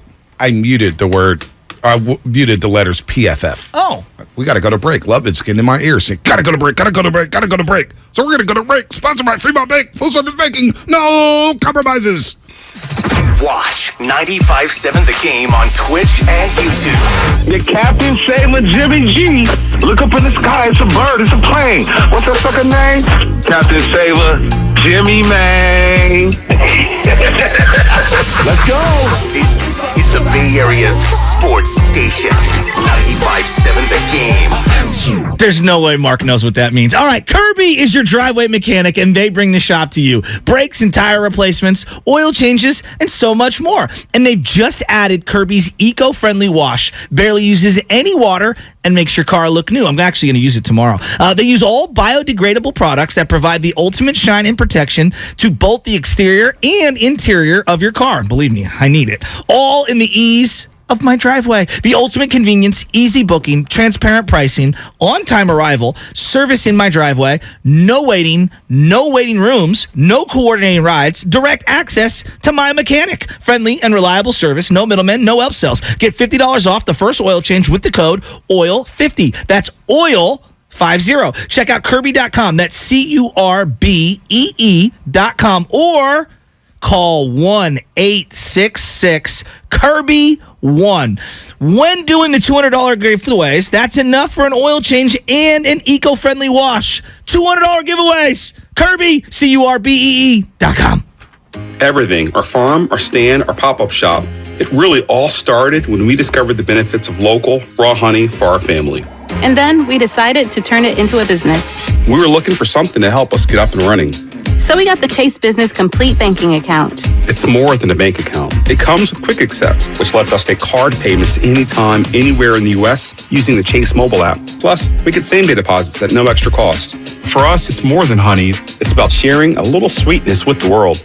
Get the Chase Business Complete Banking Account with the essentials you need to help get your business going. Learn more at chase.com/business-complete-banking. Chase for business. Make more of what's yours. Quick Accept is not available in U.S. territories. Enrollment required. Usage subject to approval. Same-day deposits available for payments before 8 p.m. Eastern Time, Sunday to Friday. Fees and rates apply for checking and processing. Limitations and restrictions apply. Participants compensated. Merchant services provided by Payment Tech LLC and WePay Inc. Subsidiaries of J.P. Morgan Chase Bank and a member FDIC. Hey, Becky, what about this beat for your next song? It's cool, but I'm into faster stuff lately. Like Xfinity that gives me beyond gig speeds. Got it. What about this then? It sounds powerful, just like Xfinity. Because its supersonic Wi-Fi has 3 times the bandwidth, you can connect hundreds of devices at once. That's what I call power. Unbeatable internet from Xfinity. Made to do anything so you can do anything. Get the Xfinity Supersonic Bundle with unlimited gig speed internet, Wi-Fi equipment included, and a free 4K streaming box. All for $50 a month with a 2-year internet rate guarantee and no annual contract when you add Xfinity Mobile with unlimited data at regular rates. Go to Xfinity.com/gig, call 1-800-XFINITY, or visit a store today. Limited time offer. Restrictions apply. Requires paperless billing and autopay. New Gigabit Extra internet customers only. Taxes and fees extra and subject to change. Xfinity Mobile requires post-pay Xfinity internet. Reduced speeds after 20 gigabytes wireless usage. After 24 months, regular rates apply. Requires compatible Xfinity gateway. Do you think all premium fuels are the same? Well, your engine doesn't. Shell V-Power Nitro Plus helps keep your engine running like new because it's engineered to defend against 4 main engine threats: gunk, wear, corrosion, and friction. So next time, choose Shell's most advanced fuel ever. It's fuel for thought. In engines that continuously use Shell V-Power Nitro Plus premium gasoline. Realtors abide by a code of ethics. This is Article 9 in action. Beth, a first-time homebuyer, knew nothing about the home buying process, except that she wanted to buy a home. But her realtor had the expertise to make sure Beth understood every document, even giving her copies to review with her lawyer so Beth could close on her first home with confidence. Complicated things explained in simple terms. The difference between an agent and a realtor is real. Realtors are members of the National Association of Realtors. That's who we are. When people have a craving to explore new and traditional Asian cuisines, they head to P.F. Chang's, where scratch-made dishes come from the 2,000-year-old tradition of wok cooking. P.F. Chang's wanted to explore new possibilities for their website. They turned to AmericanEagle.com. AmericanEagle.com re-architected P.F. Chang's website, integrating multiple third-party systems to create a unified digital experience. The results? Improved page speed and performance, personalized content based on users' location, intuitive online ordering, and increase in organic search visibility and a 40% increase in new users. For scratch-made Asian cuisine, visit your local P.F. Chang's or go to pfchangs.com for website design, development, digital marketing, and hosting that produce efficiency, revenue, and results. Visit AmericanEagle.com. P.F. Chang's and AmericanEagle.com. Another example of the best businesses in the world, turning to the best in the business for websites. Go to AmericanEagle.com or call 877-WEB-NOW1. That's 877-WEB-NOW1. In San Francisco this morning, partly cloudy skies, highs in the upper 60s. Weather brought to you by Ashley Furniture. Your neighborhood Ashley store has all the styles, selection, and value you'll need to invite fall in this season. Find furniture you'll love by shopping locally or visit ashley.com today. Score big with Xfinity Internet. It's made to do anything, so you can do anything. Supercharge your home with the game-changing speed of supersonic Wi-Fi. With 3 times more bandwidth, it covers the field and then some. And blocks billions of threats with advanced security that helps keep you protected at home and on the go. If you're keeping score, that's internet that does it all. That's unbeatable internet from Xfinity. Learn more at Xfinity.com. Restrictions apply, not available in all areas. Hockey season is here, and 95.7 The Game has your shot at tickets to check out the San Jose Sharks in their home opener against Carolina on October 14th. Listen to Willard and Dibbs around 10:30 for your chance to win.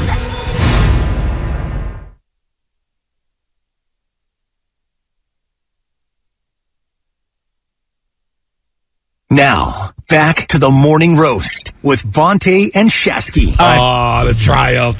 You hear that? I bomb atomically. Hey, B, speaking of which, I have to apologize to the MCU fans out there. Look, I know my wheelhouse. You really screwed up. I'm a Star Wars guy. You screwed up. And I know a lot about comic books, but clearly when it comes to the MCU, I don't know enough. Marvels, that's Marvels, all right?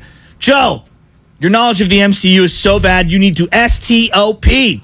It's a total of 6 stones, not 5. Oh, you really blew that. I'm sorry. You really blew that. I thought it was 5. So, Jordan, not 5. Yeah, I was wrong, and not I Tim apologize. Duncan, not Kobe. I apologize.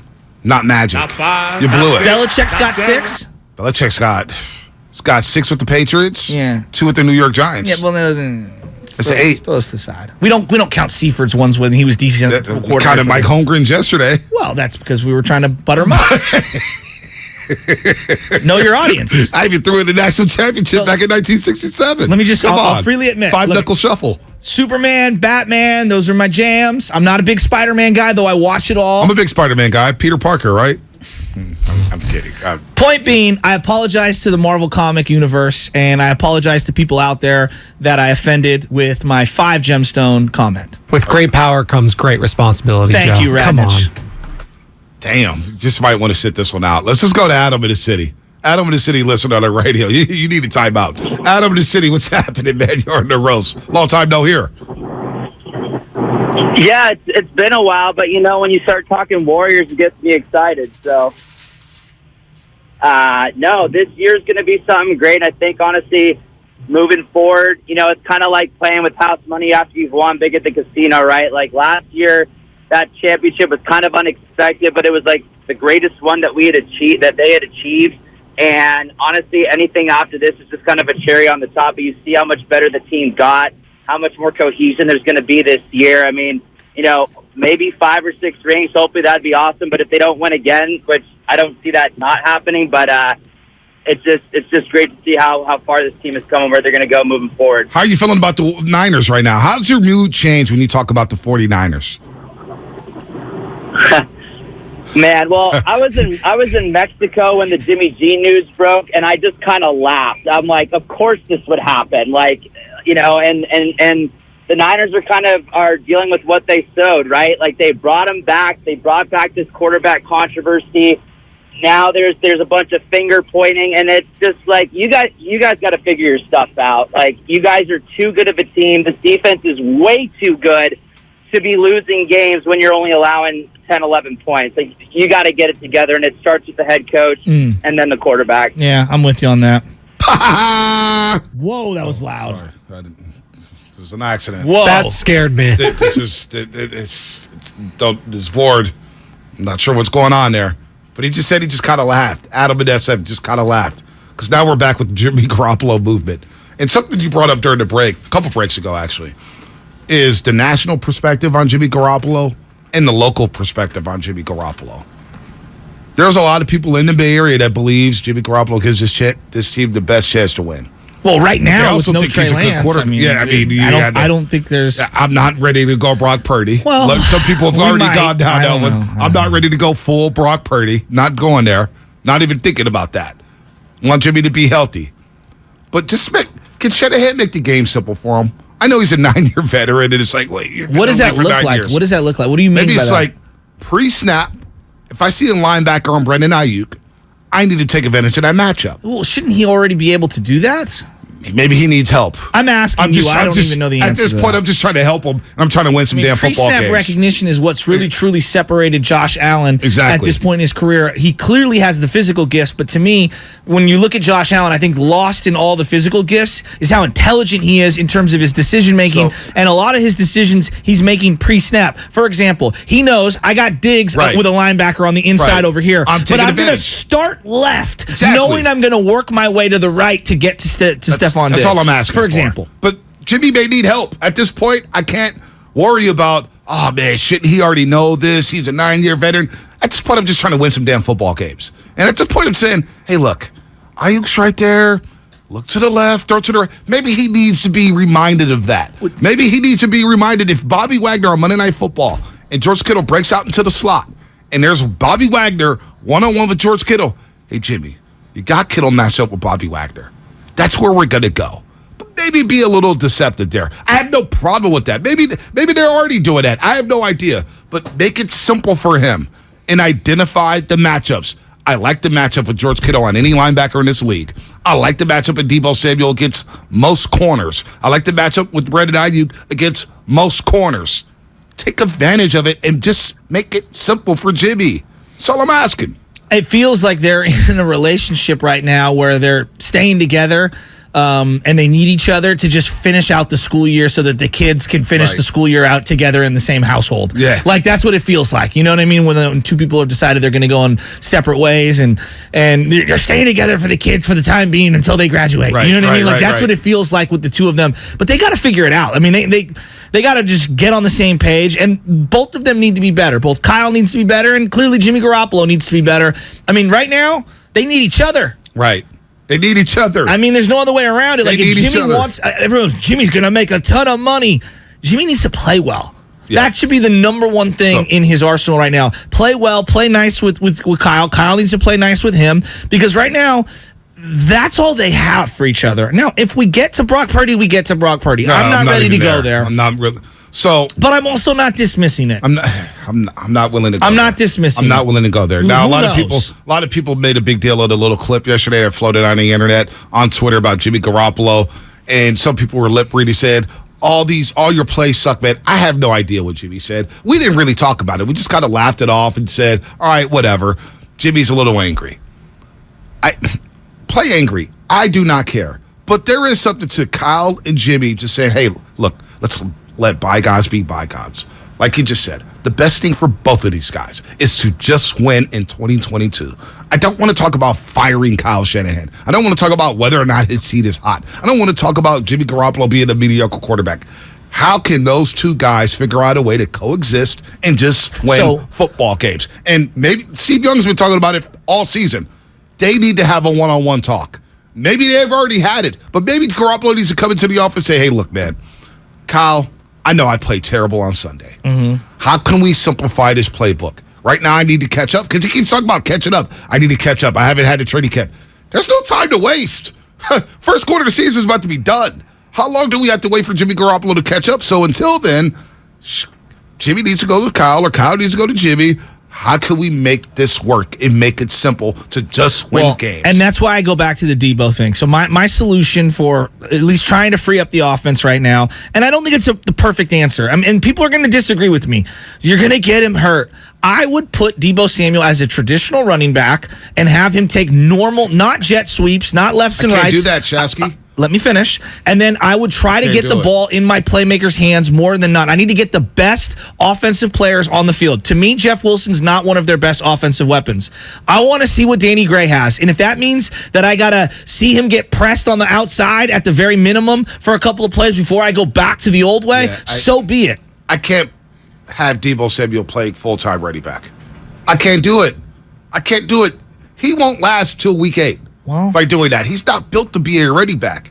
He was built to be a baller, but he's not built to, hey, let me take 20 carries out of the backfield. I'm not saying 20 carries. But if I give him 12 to 15, if I give him 12 to 15 unique looks, and I'm getting him as a pass catcher out of the backfield, I'm forcing safeties and linebackers to stay with him, and I'm getting him in space. That is the number one thing I'm trying to do. I don't want that. What I want is Brandon Ayuk, Deebo Samuel, George Kittle to be in 3-by-1 formations, trips left, trips right, or I need Deebo in the slot. The book is out on Deebo Samuel being a full-time running back. This is why when you miss but on they Trey haven't Sermon, used him as a running back. They've used him as a gimmicky wide receiver in motion at the running back position. Last week they did. They had him in the backfield, and everybody knew what was coming. But this is why I want him to play more running back, because if you have him back there, every time he's back there, I assume he's getting the ball. If he's back there and you're running some play action and he's a decoy every now and then. You got one receiver running down the field, and Brandon Ayuk, and he's going to get double-teamed. Of course he is, and this is why I want Kittle and Juszczyk and Danny Gray to run routes as well. I don't like that. You got to use Deebo not just as a guy who's only going to touch the ball. Sometimes he's got to be the decoy. Yeah, but I want him as a decoy in the passing game. Not in the backfield. He gets no separation. Well, that's on him then. He's got to work on that.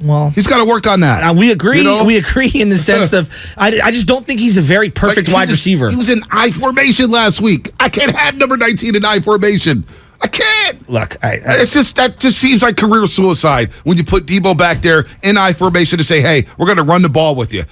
He almost broke down in the playoffs last year. He barely made it to the NFC Championship game. I'll worry about the playoffs come playoffs. I need to get through this month. I need to get back to winning. He's not going to last this month if you continue to run this way. I'm looking at it. Trey Lance lasted 5 quarters running the way he ran. Well, they're different players. One guy's a physical football player whose entire brand is running through people, and the other guy's a quarterback. I need Deebo in the passing game because you don't have a lot of threats in the passing game. Well, you've got legit Ayuk and Deebo. Do we really think Jawan Jennings is a big-time threat? Is Kamara, let me ask you this. I'm just hypothetically. He's a running back. Is he? Played running back. Is he? Yes, he's a running back. Where's he best at? He's a running back. I think he's best on the edges. Well, you get him on the edges in their running game. Well, why can't I use Deebo the same way? Deebo doesn't have that speed like Kamara. Well, I think Kamara's he's more physical around the edges. He does have great speed. I don't dismiss that. You can't even get Deebo to the line of scrimmage. By the time he gets to the line of scrimmage, he's getting popped. But for me, it's all about matching him up against linebackers. Like I'm watching this guy get very little separation at practice. But teams, when they see Deebo, they know, okay, they're trying to get him lined up to a linebacker. They will make the adjustment to make sure a safety's on Deebo Samuel. Deebo's not going to see a lot of matchups. That's one less safety that's out in coverage, bracketing Danny Gray and Ayuk. Look, I love these schematic arguments. No one knows. No one knows. Right. That's why I want to see him. You invested a 3rd-round pick, and he actually has game-breaking speed. One play makes a huge difference for this. They had one drive. You're telling me one 30-yard play for this offense isn't like a big, leap forward? Well, again, it goes back to the quarterback not being able to make throws. But again, the quarterback is here because of the coach. So we're all back running in the same circle. I'm trying to find a creative way to get the best players that I believe can break plays on the offense. And to me right now, Jeff Wilson's fine for 5 or 6 carries. He cannot be a guy that gets more touches than Deebo, Ayuk, and Kittle combined. So here's my thing. One, monitor the New York Giants situation, because I do think you need a special running back. Agreed. Personnel from outside the room would help. This team can't draft running backs. I'm with you there. Outside of Elijah Mitchell, then go get a running back. All right? Go get a running back. 2, I think, to get creative, line up Deebo, Kittle, and Ayuk on one side, and I would run that damn thing all day. 3-by-1. The Rams do it all the time with Cooper Kupp. You could have Deebo on the outside. You could have him on the inside. I need them to be together where the defense is like, okay, we have Ayuk, Deebo, and Kittle over here. How do we defend this? That may be a creative way of making things happen. I'm open for whatever. Yeah. I love that idea. I'm open for whatever. But this thing that Kittle has to stay in to block the entire time? Well, that you can't have that. Why do I have Juszczyk? Right. Why am I paying this fullback? Can the fullback stay in and block a little? I'm with you there. Kittle has to catch passes. And I'm not trying to pick on Juszczyk. I'm more like, how do I get my best playmakers out in the open field. That's all I'm trying to do here. And so, look, if you guys think I'm stupid and I'm trying to run Debo into the ground, that's not what I'm just trying to get this offense to pop. No, I just think it's just too predictable to put Debo at running back. I understand what you're trying to say, and I understand your thought process on trying to get Debo the ball more. But giving Debo the ball out of the backfield, it's not working anymore. Well, that's where if he is, let's say he takes a couple up the middle runs, right? And then I run that play action. Now everybody's biting and inside, and maybe I can go over the top for a deep crosser. Like, when was the last time Kittle caught a seam route? It's been a while. It's been a while. And then maybe Joe, it's there. The quarterback's not throwing it. I'll listen to that. But, you got to try something. Yeah, the seam route was there in the NFC Championship game. I know. Alex in Waco, Texas. I'm just trying, man. I want to see them win. Right. Alex, they can win the West. Alex, what's happening? You're on the roast. Hey, what's up, man? I'm in the belly of the beast out here in Texas in cowboy country. How y'all doing? What's up, man? We're good, man. Thanks for listening or watching us on YouTube all the way from Waco, Texas. It means a lot. Absolutely. You already know it. 95.7 is great. Thank you. Guys. So I have a couple of things. I've been a Niners fan since 1983. And I'm disappointed in our fan base. And I'm not necessarily disappointed in you guys, maybe a little bit, because there's things that need to be called out that we're not calling out. Like what? The Niners used to stand for something, and that was integrity. It was greatness. Kyle Shanahan is not great. I agree with Guru from yesterday. You were very negligent on our franchise quarterback. Not any other position, but the most important position is the position that you need to keep out on the field and develop. And running a halfback power is your way. So he didn't want to develop. We don't call out George Kittle for not playing and coming up with these fake soft tissue injuries. That's not fair. That's not fair. Yeah, please, come on. That's not. How can I know if someone's hurt or not? That's not fair. George Kittle's been a gladiator for this team. He played with a pop. What was it called? Pop capsule in the kneecap. I still don't know what it is. Anybody figure? I've been trying to figure out what that is in 3 years. That's not fair. Yeah, let's go to Tyler in the city watching this on YouTube. Hey, what's up, Tyler? Hey, what's up, y'all? Just tapping in right quick. Chassis, bro, you cannot put Debo at running back if you want him to finish the season.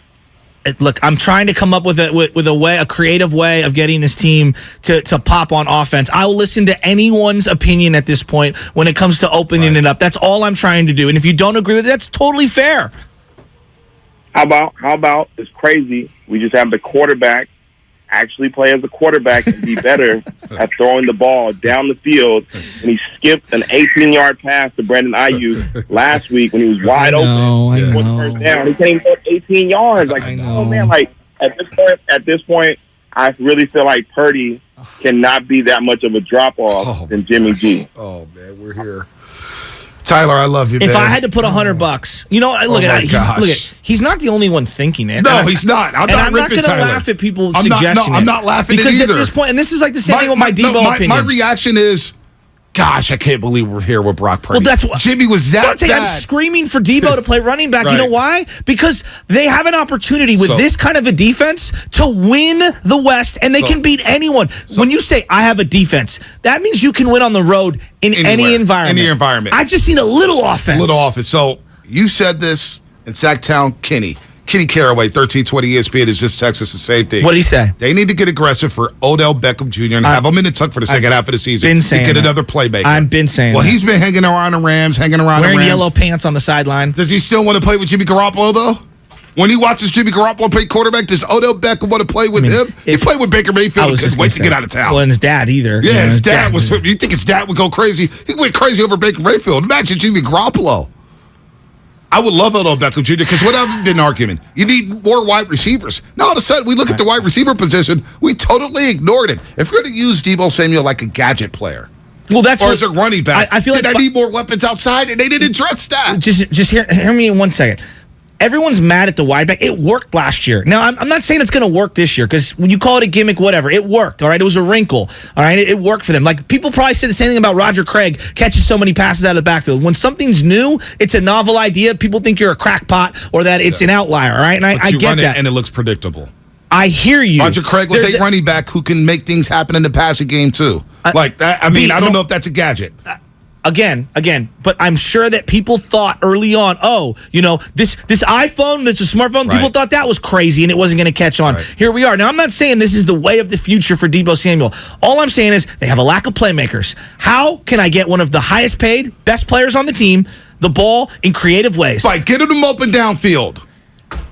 I watched the last 2 minutes of that drive in the last regular season game against the LA Rams, and one of the big plays was Deebo Samuel running a route down the field for damn near 40 yards that got the Niners in position to tie that football game up. Get him down the field in space. I don't need him running against 8-man boxes. Think about where he's running against. The jet sweeps, when he's running in motion. Team's got 8-9 in the box. I know, but they had Elijah Mitchell at the end of last year as well, and they don't even have that. They don't have that. They don't have any juice. Down the field. He led the league in 20-yard rushes last year, Elijah Mitchell. You're with me on getting another running back. Running back, wide receiver. Like, to me right now, if I look at the Niners, I do think that personnel-wise, if we're just looking at personnel, I don't think they have enough on, which is crazy to say, but I don't think they have enough on offense to get where they want to go, which is get into the playoffs. I would go outside the organization to get something. Yeah, I would too. I would make some moves. Or, here's a novel idea.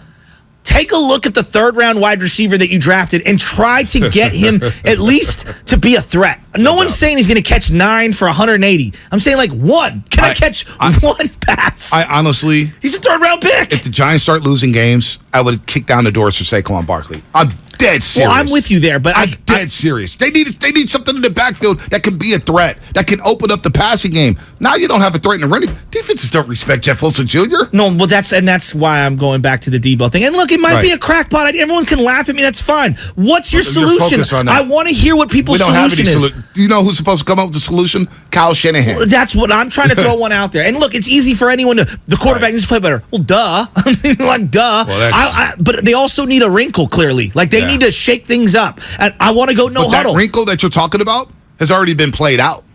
We saw that last year, and teams had in the offseason to get ready for the Deebo package. They did. The Rams, the Cardinals, everybody had it. Doesn't feel like he's getting gun run type runs. I would like to see more of that off tackle. But they know that. Not in between the I know, but that's coming. We saw it all last year. Look, I know the slant's coming in the Shanahan offense, and yet they could still hit slants. Yeah. I know it's coming. Let's go to Danker, Boo Boo, Moose, 30 seconds or less. Rat-a-tat-tat. Danker, you're up. Listening on the radio in San Francisco. What's up, Danker? What's up, gentlemen? Real quick. The wrinkles won't come week 3. They come like week 7. And Ray's probably part of that. He's an end-around specialist. You can't overuse Deebo. He doesn't have the frame. You saw what happened to Lance. He'll get rolled up on. And thank you, Bomani Jones. The 49ers bought the cheapest insurance possible. Like, how do they look like geniuses? And on top of everything, in the red zone, get me a jumbo package with Bosa who can actually, tow some weight, and let's trade Juice. Because he's overrated and been overrated. Wow. Thank you for coming in strong there. Boo Boo and Morgan Hill listening on the radio. Boo Boo, what's happening? What up, Bonte? What up, Chasky? First-time caller here. What's up? Thank you. So I'm going to make it quick. We all know Shanahan's not going to let Jimmy cut it loose and throw it all over the place. We're all complaining why George Kittle isn't getting enough touches. We don't have our left tackle for a few weeks.